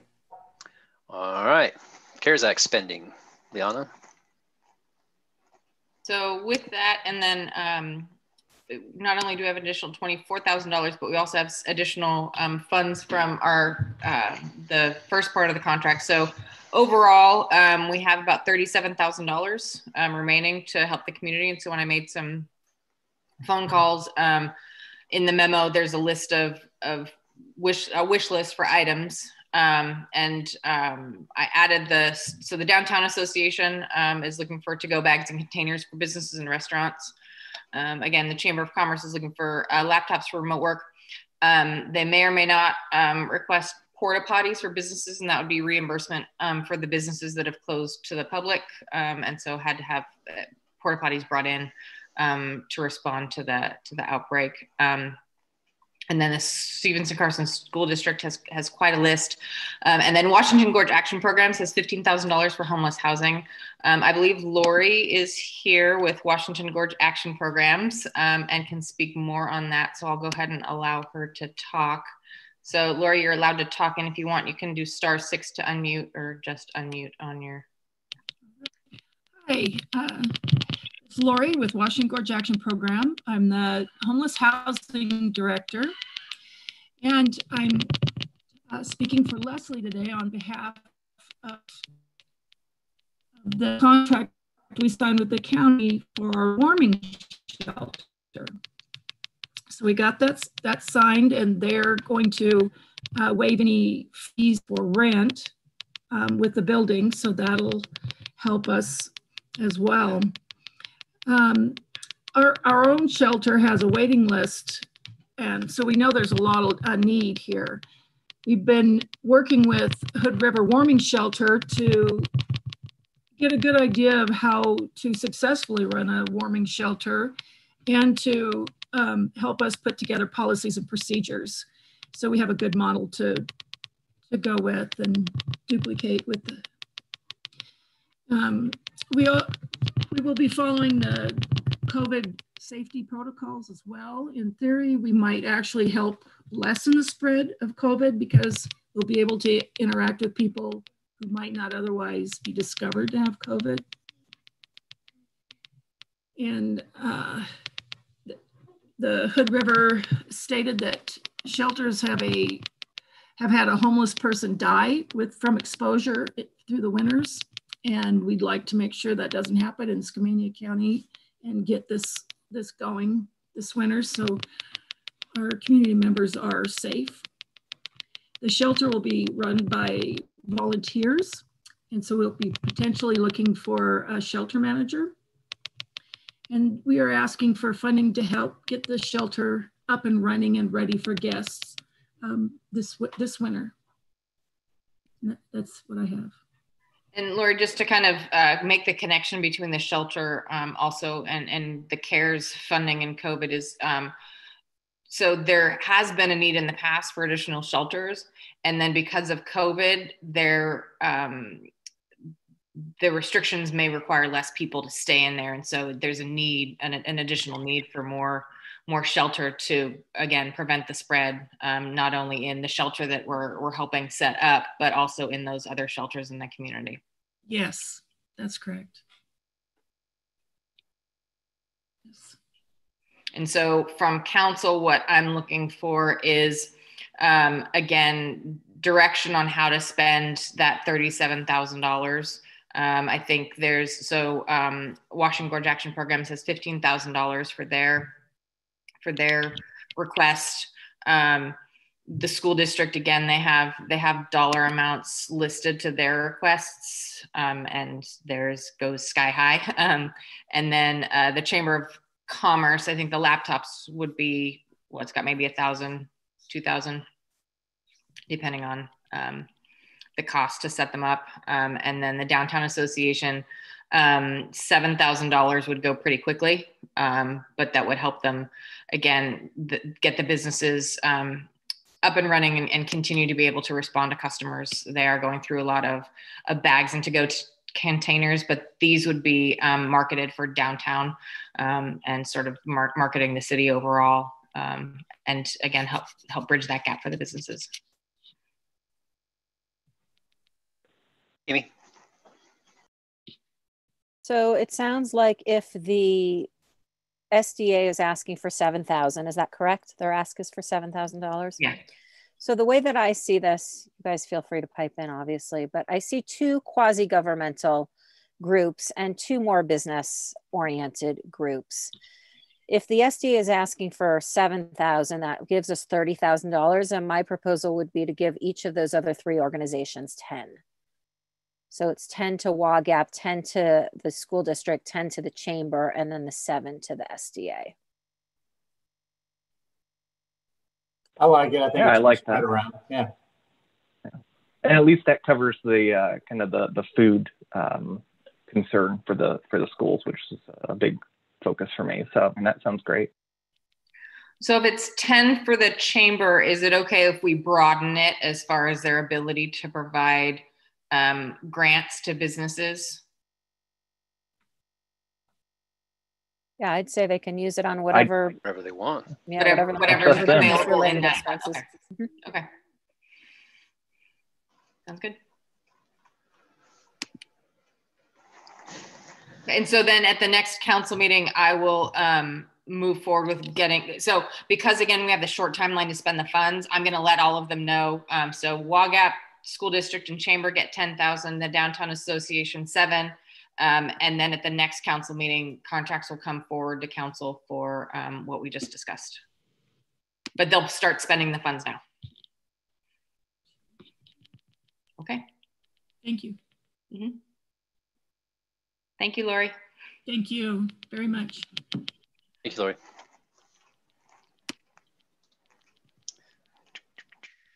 All right, we are up to the Skamania County EDC contract.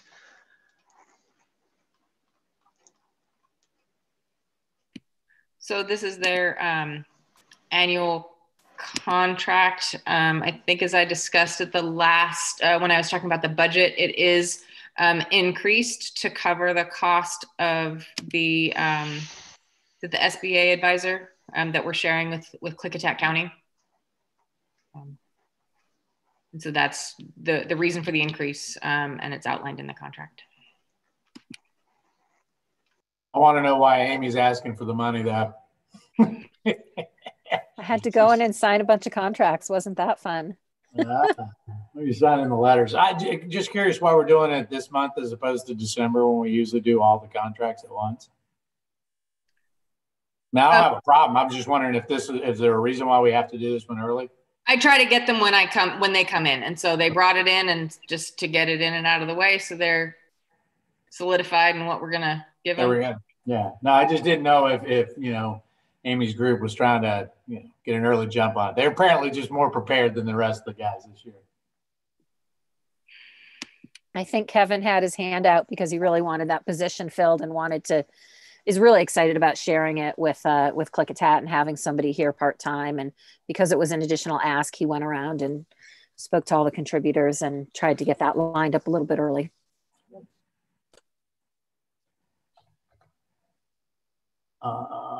Motion to approve contract with Skamania EDC in the amount of $12,890. Second.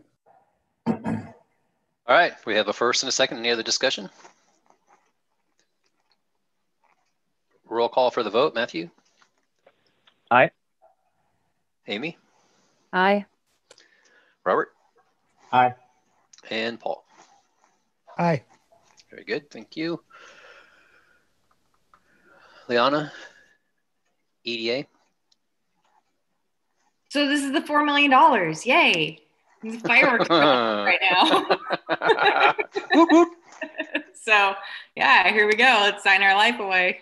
So what this does is this covers all of the lift stations. And so as Carl was talking about the I in that side of town, it goes directly in the Kanaka lift station, and it is a lot for that little lift station to take during heavy rain events. And I mean, the ground isn't even saturated yet because it's just the beginning of the year. And so as those events come, it just can get worse and worse. And so it does tend to back up. And so that lift station will be increased in size to handle that additional flow. Because as we did the analysis for that area, it was more cost effective for us to handle the flow than it was to treat the INI and do the necessary mitigation for the potential geotechnical issues. So that's one of the lift stations. This will upsize all of the lift stations as well.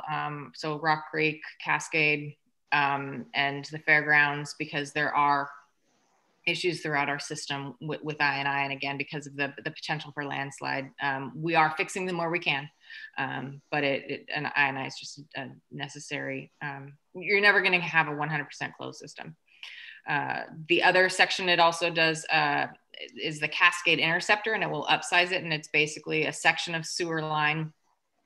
It's a force main, and it's from sort of the edge of the parking lot of the fairgrounds all the way over to the Rock Creek lift station, which is kind of by the county shops there. And so we'll be upsizing that line to again handle more flow that was identified. All of these were identified in our plan. The great news is that this $4 million grant, so in our plan, there were multiple phases for these projects.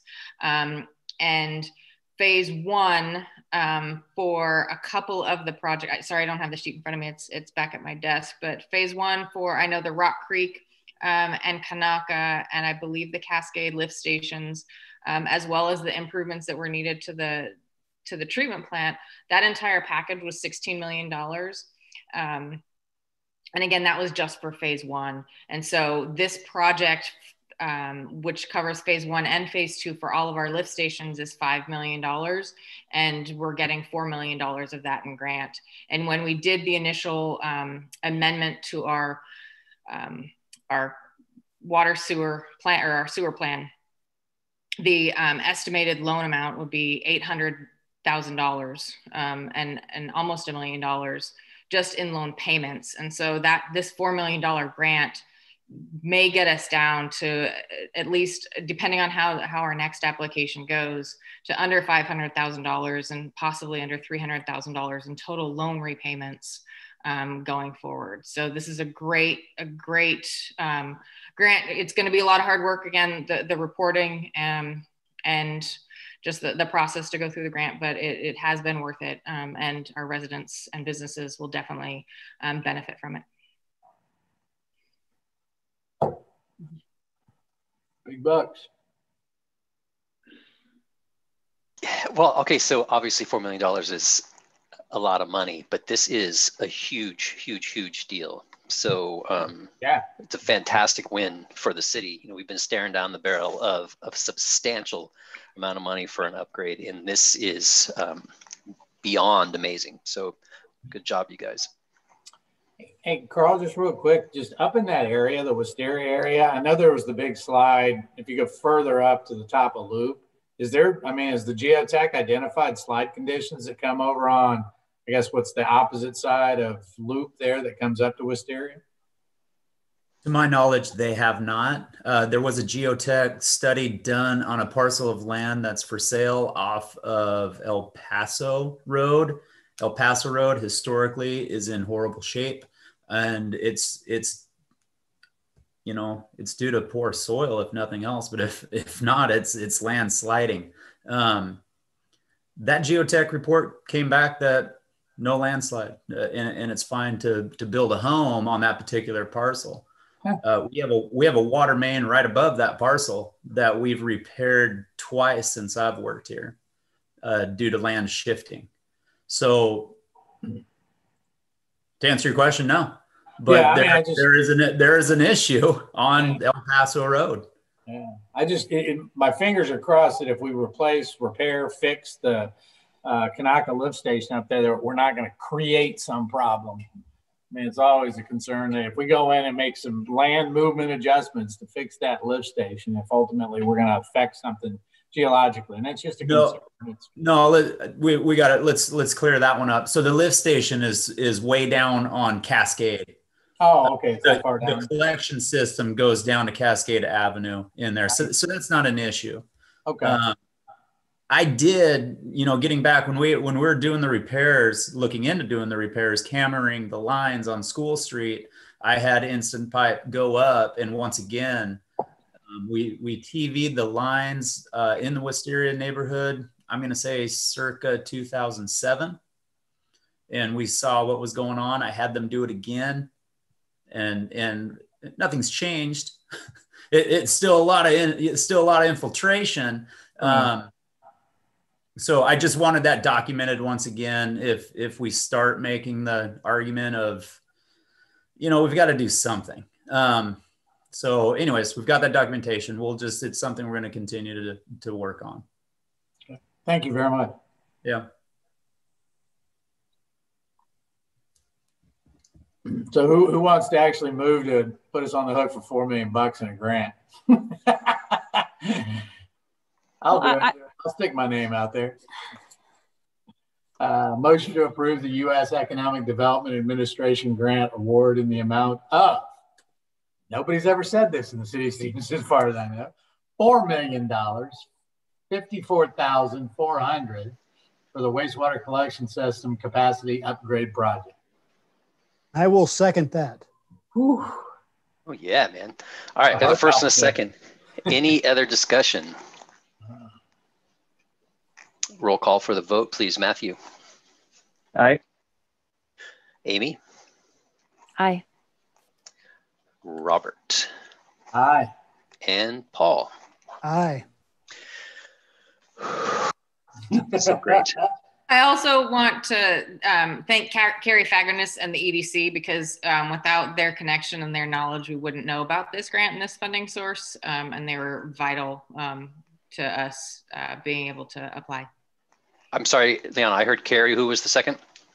The EDC. Oh, yeah. Okay. Yeah, no, fantastic. Mm-hmm. Yeah, and thank you for that, Liana, because I think sometimes we wonder whether that money that we spend on the EDC is well spent or not. And some of that money is definitely, it's for grant writing. So yeah, thanks for that. That's great.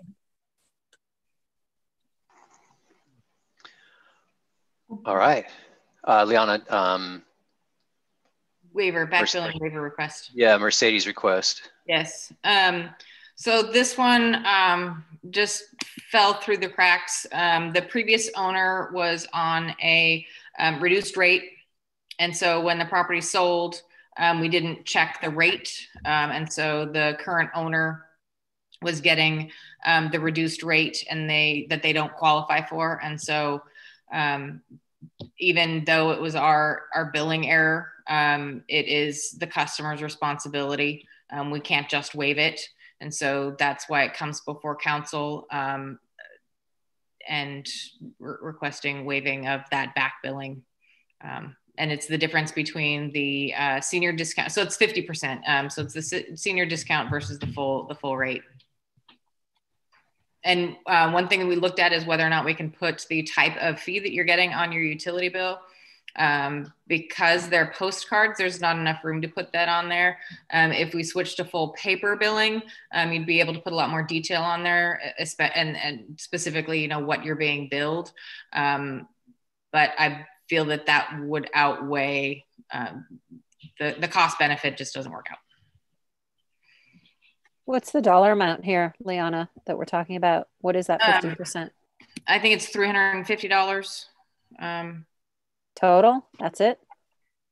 Yeah. Okay. Well, either way, it's still on us. I hate to ask somebody to pay that. Yeah, her request is 304. Is there any issue with gift of public funds on this, Ken? One. Well, no, I think that it's when you have a situation where there's kind of a shared liability that we weren't billing her correctly, then I think we can allow that concession. And there's also, I included, I don't know if it would also help, but in the past or recently we've been doing it because of the COVID and the Attorney General's guidance on that as far as the gray area with gifting of public funds. And so that's also included in there too. Okay. Cover all our bases. Yeah. I'd like to make a motion to waive the back billing for Mercedes Lux, please. Mm-hmm. Can we have a dollar amount on that? I'm sorry, I wasn't shown. In the amount of $304. Thank you. I'll second. We have a first and a second. Any other discussion? Roll call for the vote, please. Matthew. Aye. Amy. Aye. Robert. Aye. And Paul. Aye. Thank you. So is that the old gallery building? Is that where is the building that she bought, Ramona's place? Is that where the place we're talking about? Looks like it's over near Norm Haight's house. Oh, okay. It's like across the street from, I draw a blank on her name. Her and her husband who have the collection. The Howells on Atwell. Gloria. Gloria and Aaron. Thank you. Mm-hmm. All right. Halloween events. So the LA, the city of LA, initially said no Halloween, and almost immediately backtracked and said we don't encourage Halloween. And I've seen that has been the case in several cities. An interesting, I guess, an analogy that someone pointed out the other day is that if normal Halloween was everybody going into an airplane hangar and packing in as many bodies as you can into a Halloween party, if that was the normal, and then you would say, oh, but because of COVID, you can't do that. We need you to go outside, probably with a mask, and then go single file up to someone's door. So it feels like I'm not sure what kind of stance we're talking about here, but most masks or most costumes have masks. So, and there's been some great memes about this too. I don't know what your guys' thoughts are. I don't remember who brought this up to be on the agenda for this month, Paul. So what were your concerns, Paul? Let's start with that. Sure. I had just read the CDC guidelines that they were recommending to not have door-to-door trick-or-treating or trunk-or-treats and that sort of thing. And then I'd heard the same story about Los Angeles that you heard. And I thought that we should probably have the conversation. And I have discussed this with several parents in the area. Many of them were like, oh no, that we got to have trick-or-treating. And I'm like, well, maybe. And yes, masks are part of Halloween, of course. My family and my friends have decided that we're not going to do door-to-door trick-or-treating for just a personal responsibility sort of reasons. Said we're going to have a little carnival, just friends. My son and his friends are going to have a little carnival in the yard. After reading and thinking about it and talking to people about it, I think that my position right now is that we as a city council should not tell people to not do it. However, I do think that we should refer them to the CDC guidelines that recommend not doing it. I personally recommend people don't do it this year. However, I think as a city body, that might be outside of what we should do as a body. And the guidelines that Liana's included does say that if you go trick-or-treating, and these are measures that everyone is familiar with, with a little bit of sprinkling of here's some ideas on how you might control any kind of crowd that you might get. So, okay, so thanks, Paul. Paul, it's Saturday night. Well, and further, further educating, providing the information on the website and Facebook and whatnot, kind of what was already provided in the packet. It never hurts. It's always a good reminder. But I kind of agree unless the state moves in a certain direction, it feels a little overstepping to do anything further on our end. But yeah, provide the information. I think that's great. It never hurts.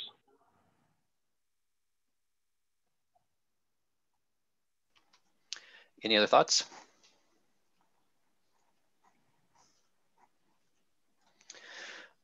Okay, so we can include this document on our website, and we can also push it up to the Facebook page. Perfect. Thank you. Will it reach my MySpace page? MySpace. Yeah, boy. All right. Where are we at here? Verizon contract. Liana? So we are under a pool, a general contract through the state for some services so that we can get basically a lower contract rate that the state negotiated for those services. And one of them is with Verizon. I think it's also how we got our copier. There's a variety of things. And so this is basically saying that our contract with Verizon has changed. And so, or the state's contract with Verizon has changed, and therefore we need to re-sign our contract with Verizon in order to get the same rates that we're getting. Hopefully they negotiated better ones. So yeah, so this is.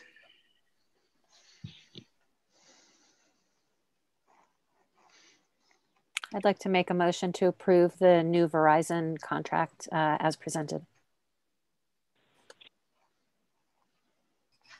Second. All right, we have a first and a second. Any other discussion? It's strange that it doesn't list the purchases or products that you're going to be getting. It's just a blanket. If we roll something out, you're going to pay whatever rate we got. Well, there's actually, they do have a price list and everything. I just don't know that, I don't know how, they don't include it in the contract. I don't know if you have to have the password to get into it or not. But, Ken, I just want to make sure that I'm able to include in all my contracts going forward. It says contractor, which is Verizon, reserves the right to terminate this agreement if at any time it determines that the purchasing entity is not eligible. I love those contracts. What's wrong with that? I'm in control, so go for it. Sign. Great day. So we have a first and a second. Roll call for the vote. Matthew? Aye. Amy? Aye. Robert? Aye. And Paul? Aye. Approved. Thank you. Liana, the letter of support? So I received a letter of support request from the Columbia Gorge Tourism Alliance. And this is for, I don't know how many people have driven 84 between here and Hood River recently, but in the past couple of years, they worked on a section of the historic Columbia River Highway. And so right now, this letter of support would get the connection from Mitchell Point over to Viento State Park, kind of completing that section going to all the way to Hood River. So you can ride your bike without riding on 84 from Troutdale, more or less. I mean, downtown Portland, I guess, all the way to Hood River.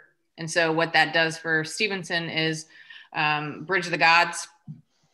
They're still proposing to extend the bike and pedestrian and horse crossing across there. And so with that project, they would then connect to the city's trails. And so someone could then do a bike-free visit to Stevenson, accessing that trail.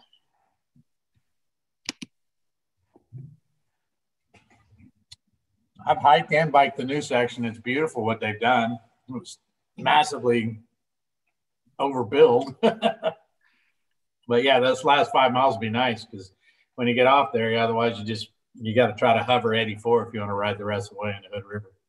You're right, Robert. It is quite nice.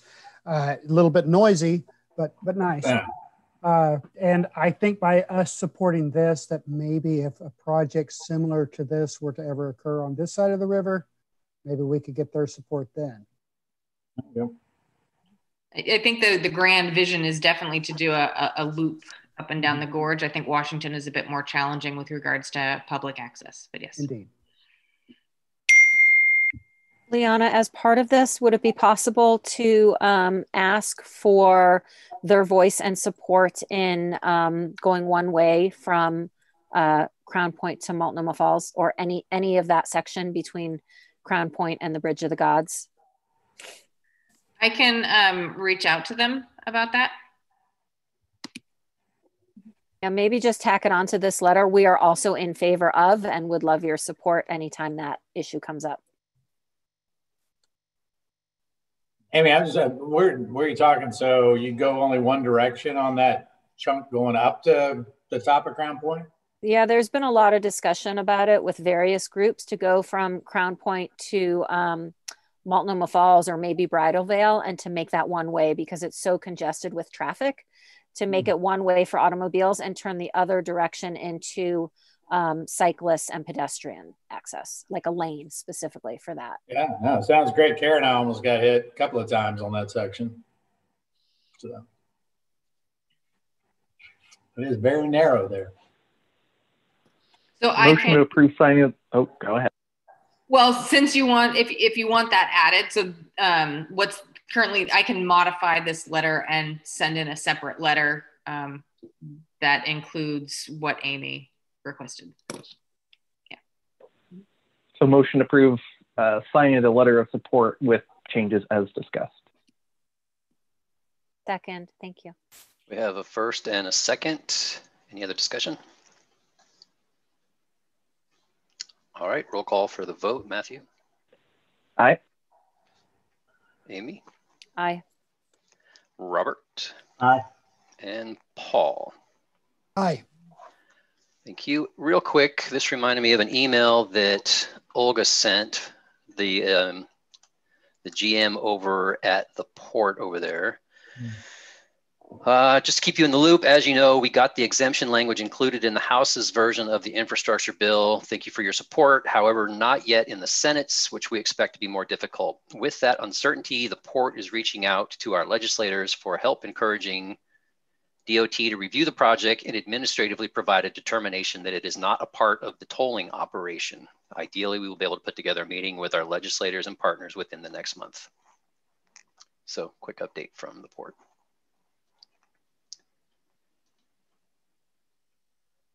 Okay, the minutes from last month. So there were corrections requested, and so I took it out of the consent agenda and added it to the new business for council to discuss. And where are those changes? What page are we looking at here? I don't know. I have the HTML version. 223. Well, actually, the minutes, what does it start on? 210. Oh, there we go. Right, I just meant the changes. Right. Yeah, the minutes start on 210, and then you go down to Matt's requested changes.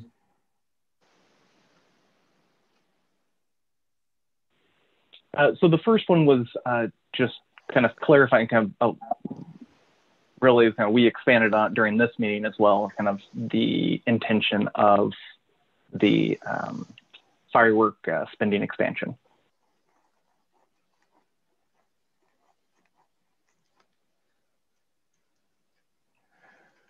I don't have an objection to that. So wait a minute, what part are we looking at here for, we have currently and requested? So there's two paragraphs for requested. So we're looking at one at a time. So the requested, so right now we're talking about Councilmember Knutson acknowledged. So that first one, kind of between the two dotted lines. Oh, I see it. All right, sorry. No worries.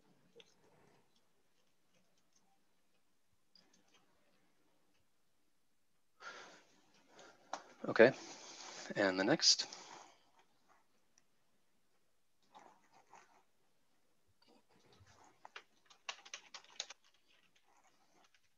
So it would appear that you're trying to introduce some narrative to the minutes, and I'm not sure that that's something that we can publish as a change.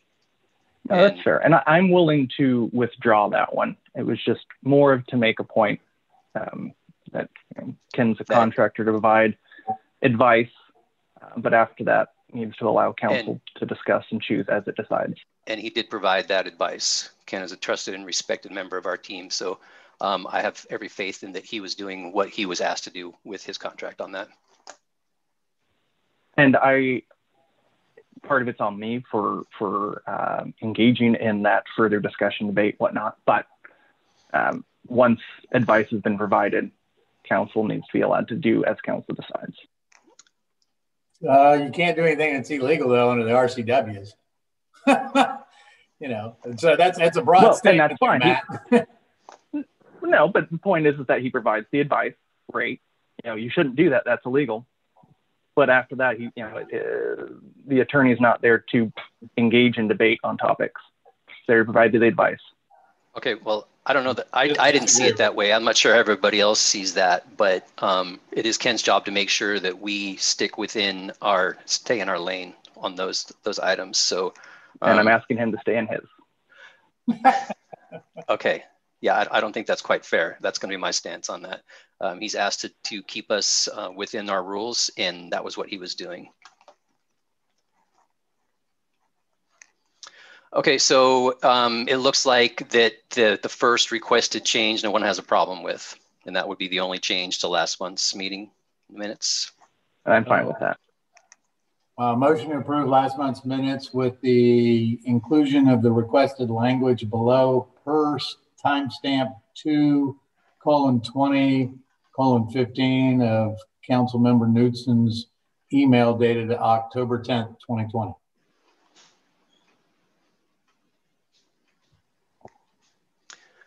So the first.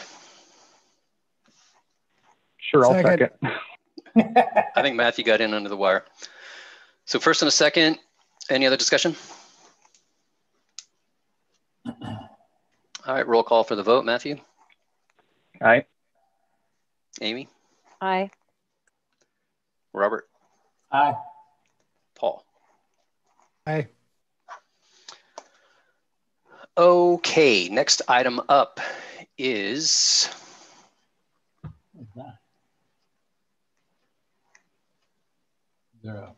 my mouse is going crazy.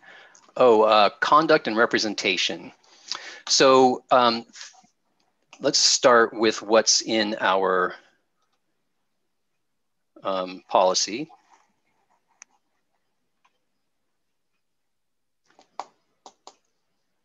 If a council member appears on behalf of the city before another governmental agency, a community organization, or through the media for the purpose of commenting on an issue, the council member shall state the majority position of the council, if known, on such issues. Personal opinions and comments that differ from the council majority may be expressed if the council member clarifies that these statements do not represent the council's position. Council members need to have the mayor and/or other council members a concurrence before officially representing the other council members' views. As a matter of courtesy, any letters to the editor, interviews, or other communication by a council member of a controversial nature that do not reflect the city's majority opinion should be presented to the city council prior to the publication so that the council members may be prepared. In addition, it's agreed that we discuss city business at city council meetings. So I guess that really what we're trying to address here is some comments made by city council members that are outside of city council and are, according to some of our rules, or to our rules here, are inappropriate. How so? So, okay, you have to say whether it's a private opinion or not. And if you are stating an opinion, then if it's outside, if it has to do with city or city council, it should be done at a city council meeting. Was never, trying to think of the wording you used, It was never conveyed as opinion of the council. So it's okay to malign another city council member outside of a city council meeting? That's okay? Simply, expressing an opinion, which there seems to be some confusion on. So I mean, trying to think of an example here. So if, so let's say I say someone is as fast as a cheetah. No one's going to think I'm implying she's actually a cheetah, right? So since some people are having trouble reading, let me clarify. I never said, or implied that Robert is a racist. I don't think he is. I'm simply saying that, I'm indicating that his inaction and poor attitude is harmful, period. I'm saying that by failing to listen to his community, he's also holding the city back from forward progress. That's all that was said. That's so absolutely false, Matthew. You can read what you posted, and just so the council knows, I've sent a letter to Matthew and asked him for a retraction and deletion of that comment that he posted. In my opinion, as a lawyer, as well as the person who's the recipient, is defamatory and libelous, and I've asked for the retraction. I intend to pursue legal action if it's not retracted. So there we go. Oh. As simple as that, Matthew. And I provided clarification to explain what what the misconception is. So it's not a misconception. You published a statement to third parties that is false and misleading and places me in an untrue light. Therefore, you are liable under the law. Yeah, I never said you were racist, so I'm not sure where you're getting that. I don't want this conversation to devolve into a shouting match, and I'm going to cut you guys off right there. This is Matthew and Robert. Look, if you guys decide that you're going to continue this match, it's going to be outside of this meeting. Exactly. So, that's where I'm taking it. So that's where we're going to keep that. Matthew brought it up. In the meantime, it's sad. It's unfortunate you can't control yourself, Matthew, but that's your problem. I wish I had a gavel right now, but I don't. So if you guys want to continue to go at each other's throats, you're going to do it on your time, not our time. In the meantime, as city council members on Facebook, I expect you guys to comport yourselves as city council members. You've been elected to represent the city, and bashing the city staff or continuing to harangue city staff or city council members is inappropriate. So if any of the other city council members disagree with that statement, tell me now. But we need to show a common front and look forward. I see some comments that are not looking forward. It is a way to prevent progress, and I really wish that we could find a way to show a united front and support staff and city council while you're on Facebook. Is the letter that's identified at page 268, was that physically published to State Representative Moshbrucker? I provided her a personal opinion, yeah. All right, so but you signed it, City of Stevenson, council member seat number 5, so you represented yourself as a public official in that letter. It's my title. I've had 2 attorneys provide counsel on that it's considered appropriate, but I made very clear my personal opinions, not the council's, and provided you guys a copy just for sake of transparency. I'll let legal weigh in on that. That's not my problem anymore. Well, I think the policy the mayor just read is pretty clear that you need to identify whether you're speaking on behalf of the city or personally, and I don't see that in this letter. Right. Hold on, let me pull up the letter because I feel like I used that language. Hold on one second. No, you make blanket statements about public with no identifying human beings to these comments. So the self-serving letter that should not have been come from a city council representative could come from you. But if you want to go, disparage our mayor to a state representative, that is your prerogative, and you'll see your own consequences for it. Just absurd. Absurd is what it is.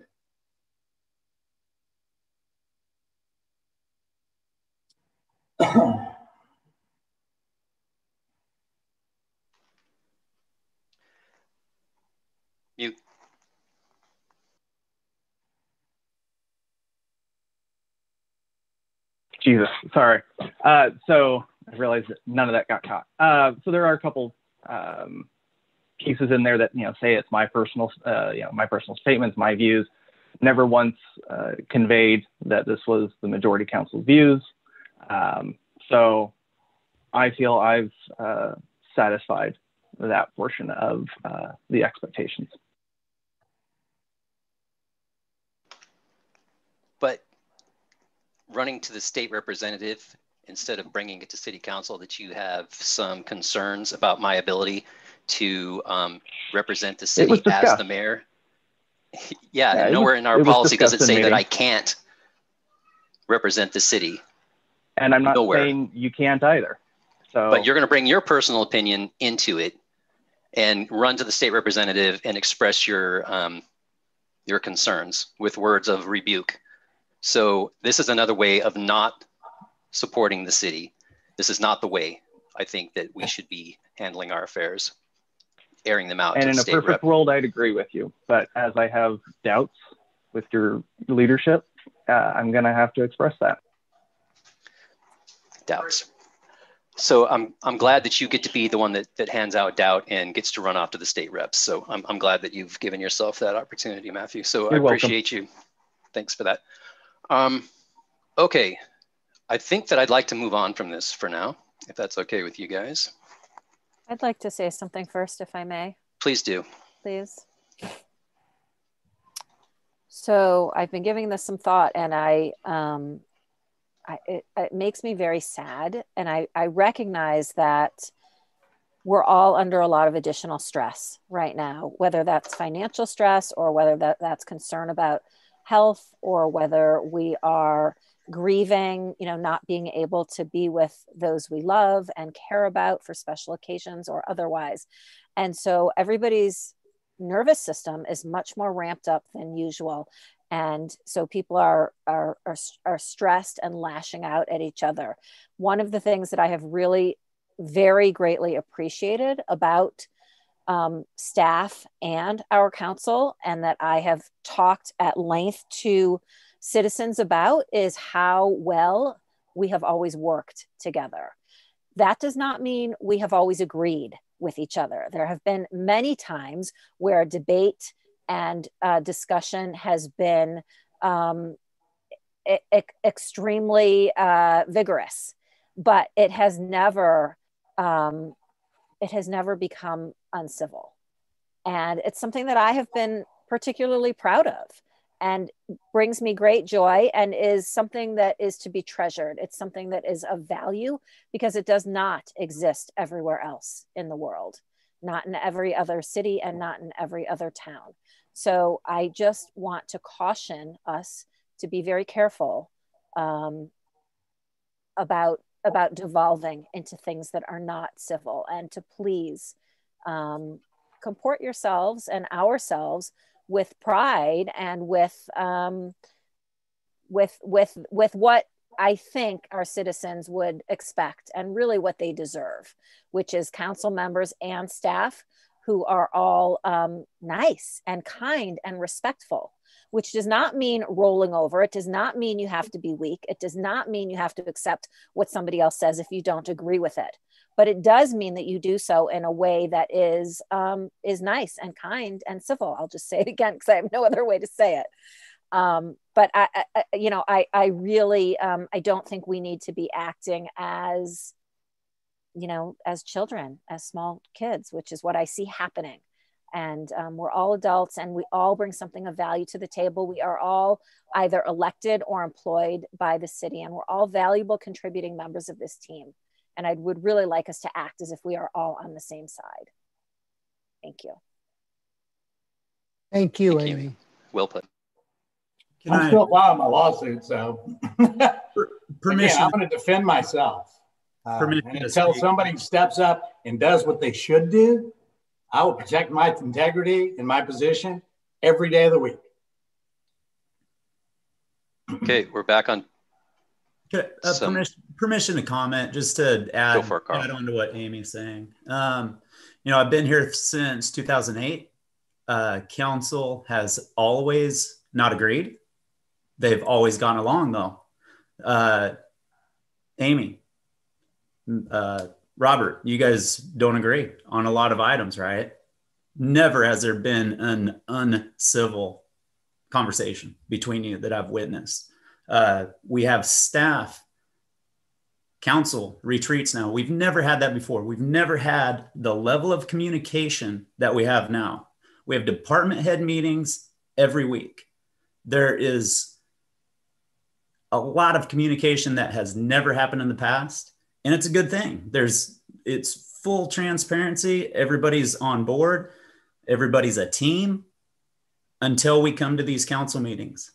And then they're not. Then I've never seen human beings at a professional level be treated like they've been treated here. And it's sad. It really is. We need to get back on board. This is not what the city of Stevenson is paying us to do, is wanting us to do. So let's get back on track, start treating people like human beings. If you have something to say, let's say it at these meetings. Let's not say it afterwards. Let's not say it via keyboard. I have to sit in the office while staff takes abuse, what I see as abuse, my opinion only, from members on this council. It's not fair. So that's my comment. Thank you. Thank you, Carl.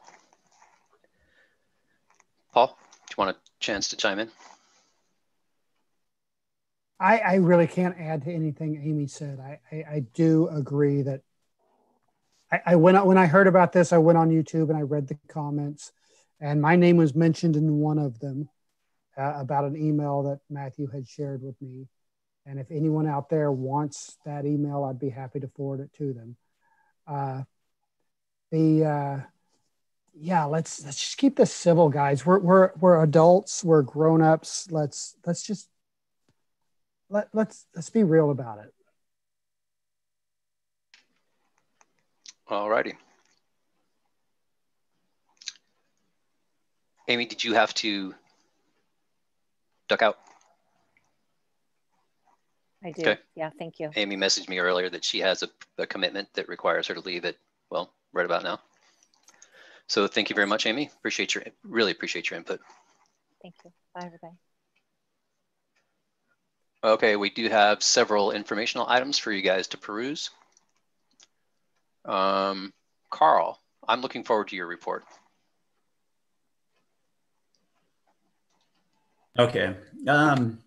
Yeah, so provided report, heavy hitters. So we've got the 500 feet of water main replaced, and that was, a couple victories there. One replacing a main, of course, but we're getting rid of some asbestos concrete line, which was outlined in one of the staff retreats to kind of focus on that. So 2 birds with 1 stone on there.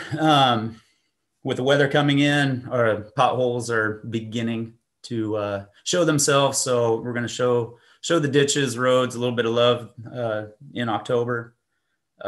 Removing that abandoned culvert, not as easy as just digging up a culvert. I think I touched base on this at last meeting, but we got done with the water line, so we're moving on to that before we're knee deep in water. Wastewater and water continuing education units. That's what we need as operators to keep our certification. That has been, to say the least, a huge challenge during COVID. We did our first preparation class for water treatment plant operator. Some of the vital material that the guys, the 2 staff members that took the class needed, did not come through. It came through after the class, kind of after the fact thing. So it's our only option at this point. They don't have live classes yet, so hopefully that changes soon. The 2 individuals that took them are going to go ahead and test out anyways and see how the test goes. So we'll be working on that. Rock Creek intake valve. This is an ongoing issue. We have to pump down a wet well to get at a valve that's about 12 feet down in the ground to repair it. So it's not closing all the way. We close it This is on the water side of things. We close it during the winter because we don't use Rock Creek. The valve is not closing fully. So when that happens, it lets water come back in and silt in during the winter months. And another one that I need to do before the end of the year that we have budgeted is a roof for the water treatment plant. It leaks fairly severely. So that's what we got going. Russell Street project is done. Those are the final numbers that I have provided. Just to go through them really quick. Average bid, I'll just round them up, 927,000. Low bid, 713,000. We came in 28,000 below the low bid.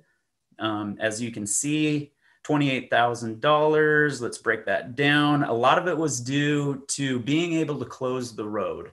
And again, I really want to thank the businesses for that. You know, we did that with their consent. They were troopers during the whole thing, and they saved us $12,000. They saved the taxpayers $12,000. So hats off to them. There was a boulder clause in the contract. No large boulders were encountered, so we saved money there. The sidewalk portions of it are subpar. This was what we were in discussions over 2 months about what to do. In the end, we and the subcontractor and the contractor agreed to the sum of $16,000 be taken off that amount. The other option was to tear it out and redo. And that was on the table for quite some time.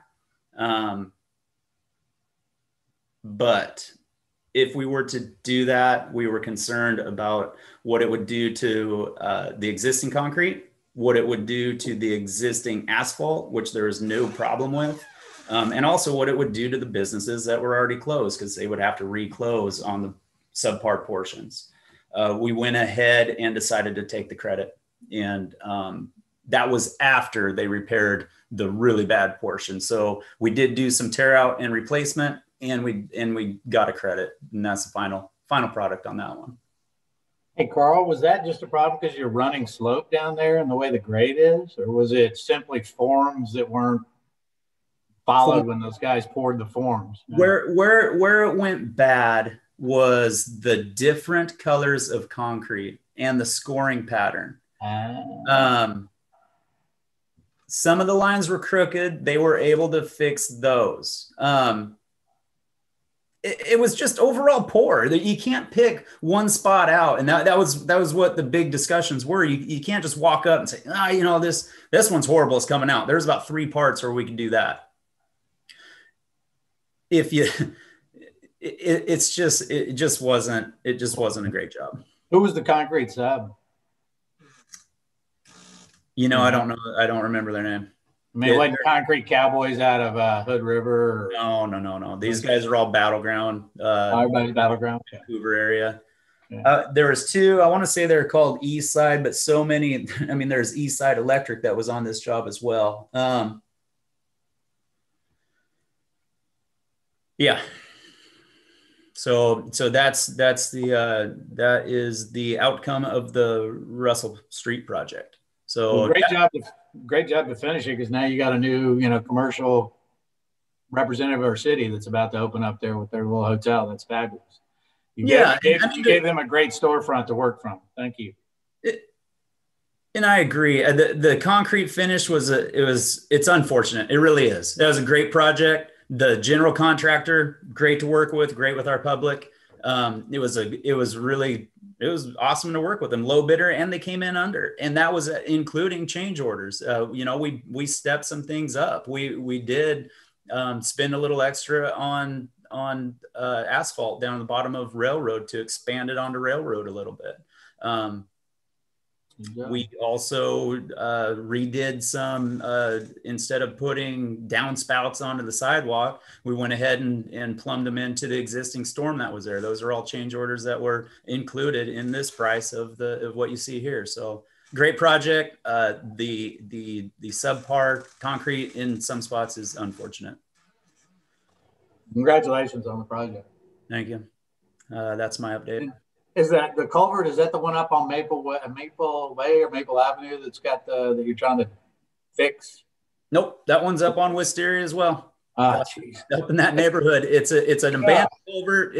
It got re-ditched at some point. It's no longer used as a waterway, if you will.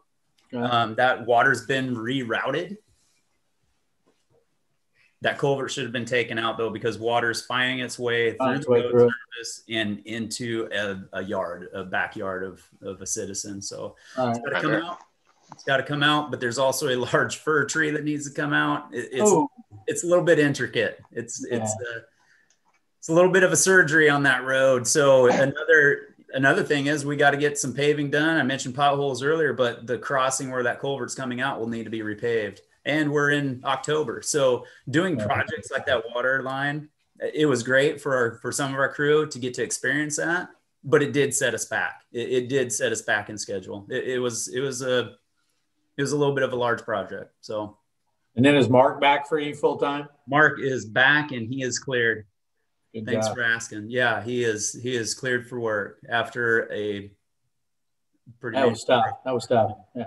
Yep. So, yep. Yeah, man. There's victories all over the place. So, like to celebrate them. Way to go, staff. Way to go. Yes, an amazing report for because that was at our meeting on Monday. So the books are closed. The books are closed. This project is officially done. Project's officially done. There are some, Robert will probably like this one. There are some certificates of materials that need to come in. We're withholding 5% before we pay the entire thing. So we get those certificates.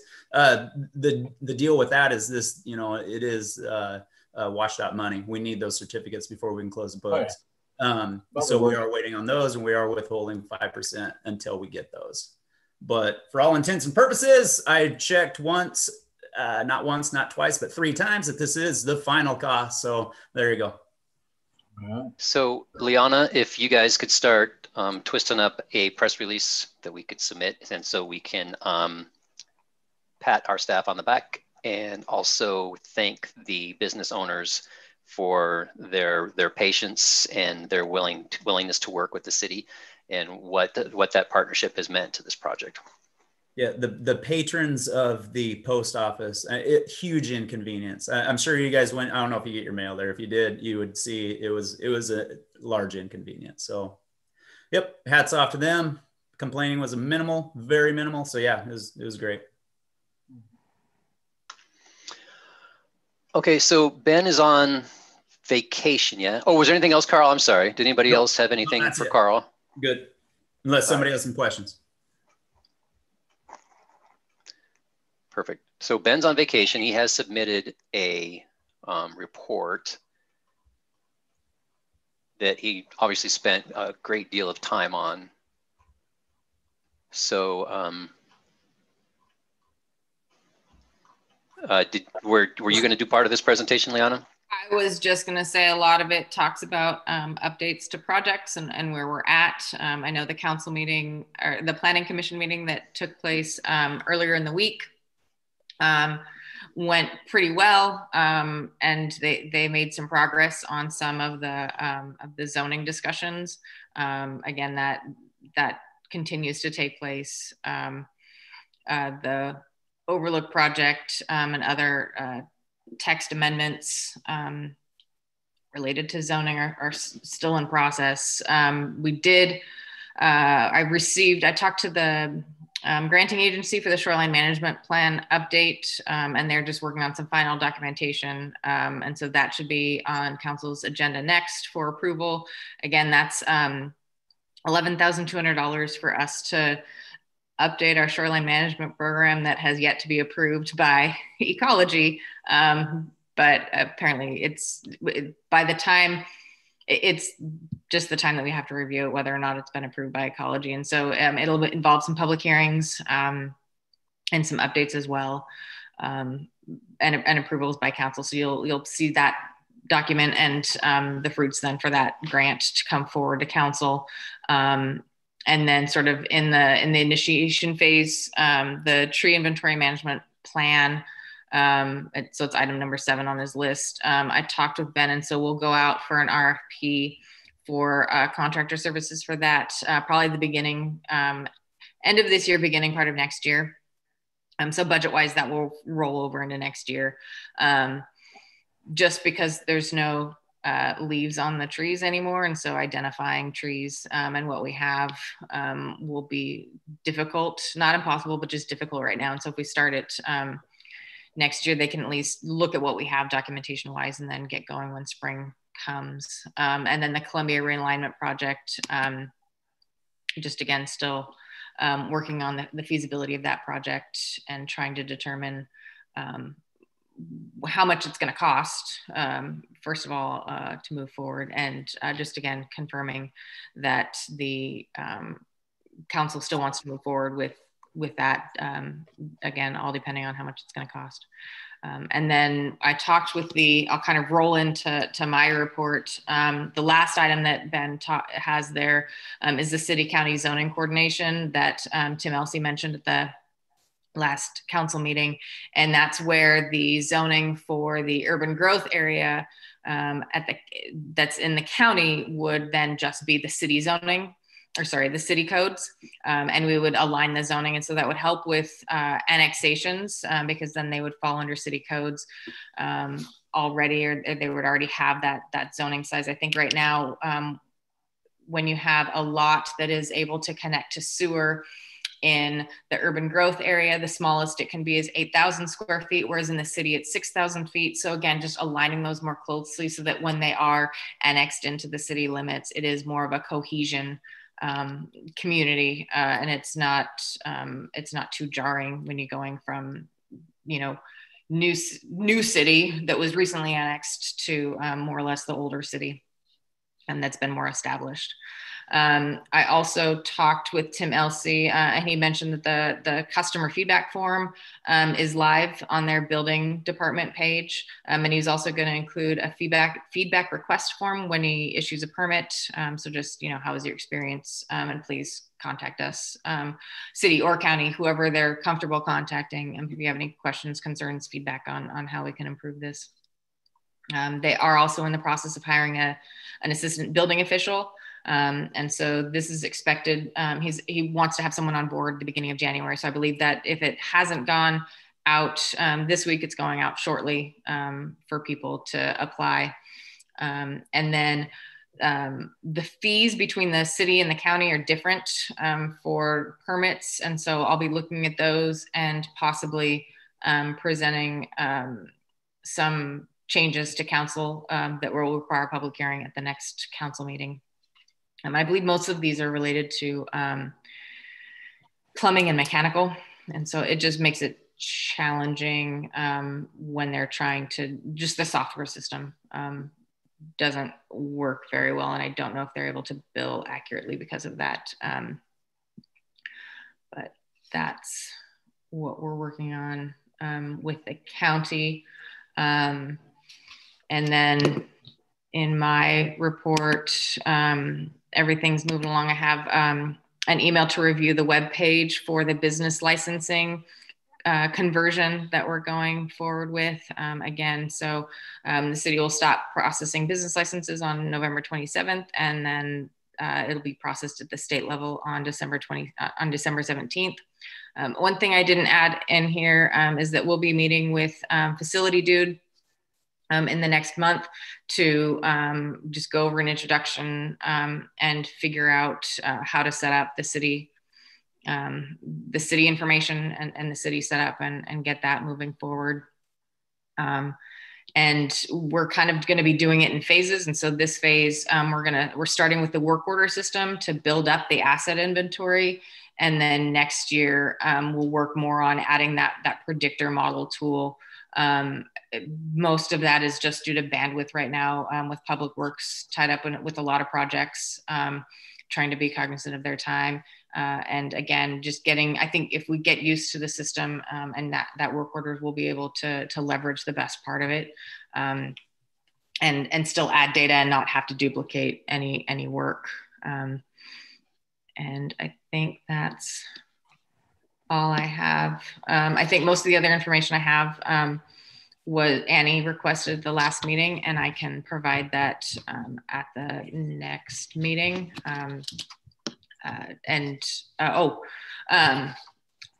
I met with the sheriff's department, and talked about the contract for next year, or the contract that's come up at the end of this year. And so he was wanting to do a 2-year contract because he's up for reelection, and did not want to encumber the person should he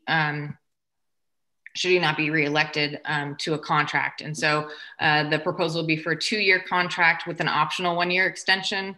And then again, continue as we have been with the CPI, as the city uses the same CPI for increases to the contract as the city uses for pay increases.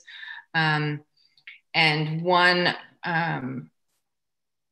thing that we could add to the contract, or council could just do as well, is set enforcement priorities on an annual basis. I mean, so the services that they provide, they do traffic enforcement, animal control, and then they do investigations of cold thefts and burglaries. And so that's above and beyond what they provide as a sheriff's department. So that's what they provide specifically for the city of Stevenson. And so specifically traffic enforcement within the downtown area. I know on 2nd Street, that's a high priority to ensure the safety of pedestrians. So that's kind of the proposal. Other than that, nothing, so no major changes to the contract. And that will be presented at the next council meeting. Hey, Liana, can I ask just some edification questions? Anything going on in Rock Creek in the project there? Have they showed up for permits or anything? Not at the city level, no. Huh. So it's sort of, I mean, we went through all the process with them, and because they haven't started scratching earth or moving dirt or. Oh yeah, they have. They started cutting down trees. Oh, they did? Okay. Yeah. So yeah, they've been doing a lot of. They're moving a lot of dirt down there right now. Well, and actually, I don't know if Carl mentioned. So if anyone drives along Rock Creek when it rains a lot recently, there's a large puddle. And we're working on getting it resolved. There's a collapsed stormwater line. And so we're working on having someone come and fix it. But I think one of the gentlemen that will be coming to help is currently working on that job. Is that the area near the Grange? Yeah. Right. Okay. Thanks, Liana. Yeah. That's the guy. So then what's going on? And then I guess Carl and Liana, anything going on with Holston Road that I need to do? Because I saw the Tolliver project is on there, but so that's moving forward. Are we all good on the road issue? Tolliver's still moving forward. They got okayed for a single house. Okay. That permits moving forward. Where we left off with Holstrom Road was trying to open up communications again. Okay. And we're working on that. Okay. And then my last question on the sheriff's contract, didn't we sign a 4-year deal when Nick was still here? Or is that the one that's rolling out, or has there been one since then? It was a 3-year deal for 2018, 19, and 20. And that was, just remind me, that was Nick's deal, right? Yeah. Okay. Because my recollection was we never saw that one before it got signed, but that was 3 years ago. So I mean, I can send that. I'll send out the contract if you want to look at, but that it's roughly the same contract in a sense. Nothing substantially is changing. But we used to be 2 years. Nick negotiated some deal with Sheriff Brown. That's what got placed. It's the 3-year now. And so then what you're saying is Sheriff Brown's up for re-election, not this year, is he? He's not on the ballot this year. No, not this year. I so think he's on next year, and he just wants to make sure the contract's in place if he's on the ballot next year. Yeah, or he didn't want to encumber anyone Right. for too long. Yeah. No, I understand. It's just if somebody actually runs against him, assuming he still runs, then yeah, I understand what he needs. Okay, thank you. Thank you for all that information. That's all I had. Okay, hopefully you guys have had a chance to peruse the vouchers. I would entertain a motion to approve the vouchers. Motion to approve the vouchers is presented. Second. We have a first and a second. Is there any discussion? Roll call for the vote. The only discussion I had is I didn't see the payroll in our 276 pages. Just was it missed or was it pulled for a reason? I haven't put payroll on there, I think, ever. Okay. So, oh, I thought I'd. Okay. All right. I put you. So you sign the payroll. So the payroll documentation is something when we're physically present that council sees, right. But it's never been published in the packet. Okay, that makes sense. I guess I didn't want to put that out there. Okay. Sorry. Thank you, Scott. Oh, okay. So roll call for vote. So Matthew, did you already say aye? No, but I will say aye now. Okay, very good. Amy's gone. Robert? Aye. And Paul? Aye. All right. I guess the only thing that a couple things to report. The SDA has sent out or has published their application packet for the Bricks and Clicks program. So up to $1,000 for projects that businesses work on. Our new director, Kelly McKee, has worked very, very hard and made sure that the requirements for the applications were specifically to improve the aesthetics of downtown. So no projects indoors. So if somebody wanted to put some partitions between their booths, that doesn't count because it's interior. So it's specifically to help businesses, but it has to also be the main component. The major component is improving the aesthetics of downtown Stevenson. And then also there's an opportunity to improve or stand up, or like, for example, use that grant money to pay someone to put in a gift certificate or online ordering system on their website. And then the second program that the SDA has been working on is, I think I brought this up last month, a to-go program. The nexus of the idea was, it started out as, let's help the restaurants deliver food. And that the more we poked holes at it, it just was just fraught with peril. So basically what it came down to, restaurants are running at a reduced occupancy. How can we increase sales without bringing more people into the tables? So a discount for to-go orders. So it sounds like it's going to be, gosh dang it, I think it's going to be 5 on 25 and 10 on 50 would be your discount. You have to mention the code. And as part of that, so the beauty of that is that normally if a restaurant provides a discount code, then that's money that they don't get. Yes, it can be construed as a marketing cost to bring people into their business, but it's still money that's not going into the register. The beauty of this program is that it is money that's going into their program. It's a discount to entice people to come in for a to-go order, but then they don't lose out on any of the money. And to round that program out, providing personalized or at least customized bags and to-go boxes that obviously, of course, have branding for the organization. So we can, this fine program brought to you by the Stevenson Downtown Association. Last year, Amy and I went to, it's a combined, I don't know if you can even call it a symposium, but the railroads on both sides of the river put on an event, a gathering at the Interpretive Center last year. And it's always to take these things with such a grain of salt, because obviously it's their event and they're going to put the best light on everything. And it was a great time it was a great discussion and hold their feet to the fire on any number of things. You know, safety was one of my concerns. If a train caught fire down on the tracks or exploded, our emergency response facility goes with that fire. So how are you going to help us make sure that we have we have some safeguards in place? And Amy, I forget what Amy had also had some concerns. This year, they tried to put the same event on virtually, and I found it to be not the best use of my time. So lots of what we're doing for COVID and how are you guys dealing with COVID. So unfortunately, it wasn't the wealth of information or opportunity for discussion that I had hoped for on that particular event. That's it for updates from me. Does anybody else have any updates for the greater good? I did have a couple questions. We kind of rolled right into Leona's report, and I didn't get a chance to ask a question on Ben's, which was, he mentioned, so going to the potential toxic water quality monitoring. Is the delay, we still don't have a list of what we need to test for?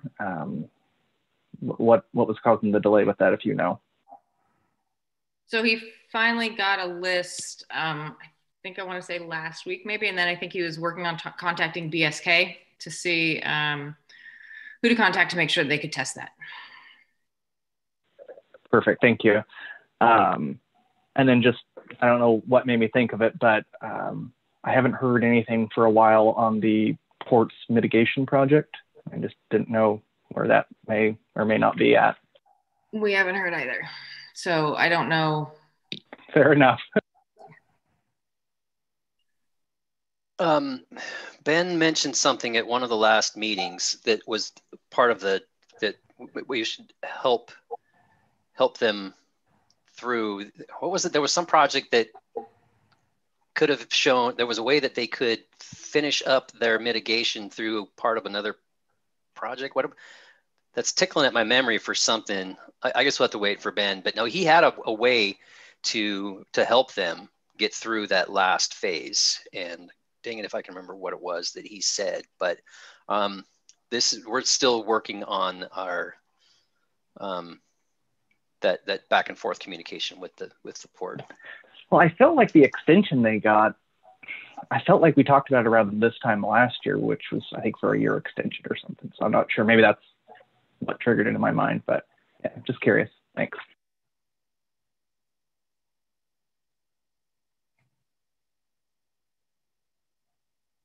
Okay, anything that those of you that are left would like to see on the agenda next month? So Matthew, you brought up a couple of items that you wanted to have.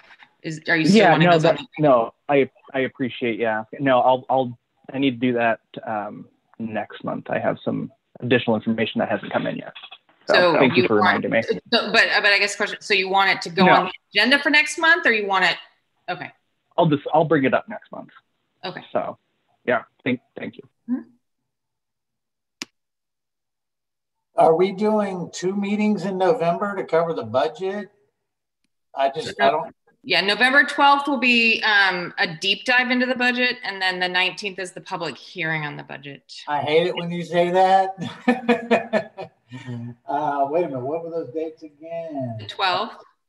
Okay. We asked for it, Robert. Well, we do. Well, we have to do it, unfortunately. You were there. I hope that you guys are just saying this in jest. I look forward to that presentation, and I actually make a big deal about getting it scheduled. It's a very important, it's a great refresher course. It's a great way to deep dive, and Annie hasn't had the opportunity to do that yet. So suck it up, Buttercup. It's a great meeting, and it's going to be a wealth of information. Will help us make the best decision for our citizens. Oh my God. I loved it last year. It was excellent. It's the single most important thing we do. You know, it's a Thursday night that my wife's going out of town. I could go do whatever I want. You guys stop. I'll go have beers with you afterwards. You can be wherever you want. I'm going to use whatever this back screen is. And I'm going to be wherever. Unfortunately, though, a beer can still shows up in the picture. I got to figure out how to green screen it. And Paul, I mean, just to clarify, let's be clear. The single most important thing I do is just bring these lovely curls to the meeting. That's my contribution. So I'm just waiting for the man bun, the way that's growing out there. I'll leave that for Ben. Yeah. Right. Motion to close the meeting. Wait. I'm not even going to wait for a second on that one. Thank you guys very much for your time this evening. This has been Well, the start to this meeting is one of the most unusual that I've ever encountered. So we made it through. Thank you guys very much for your time. We did endure.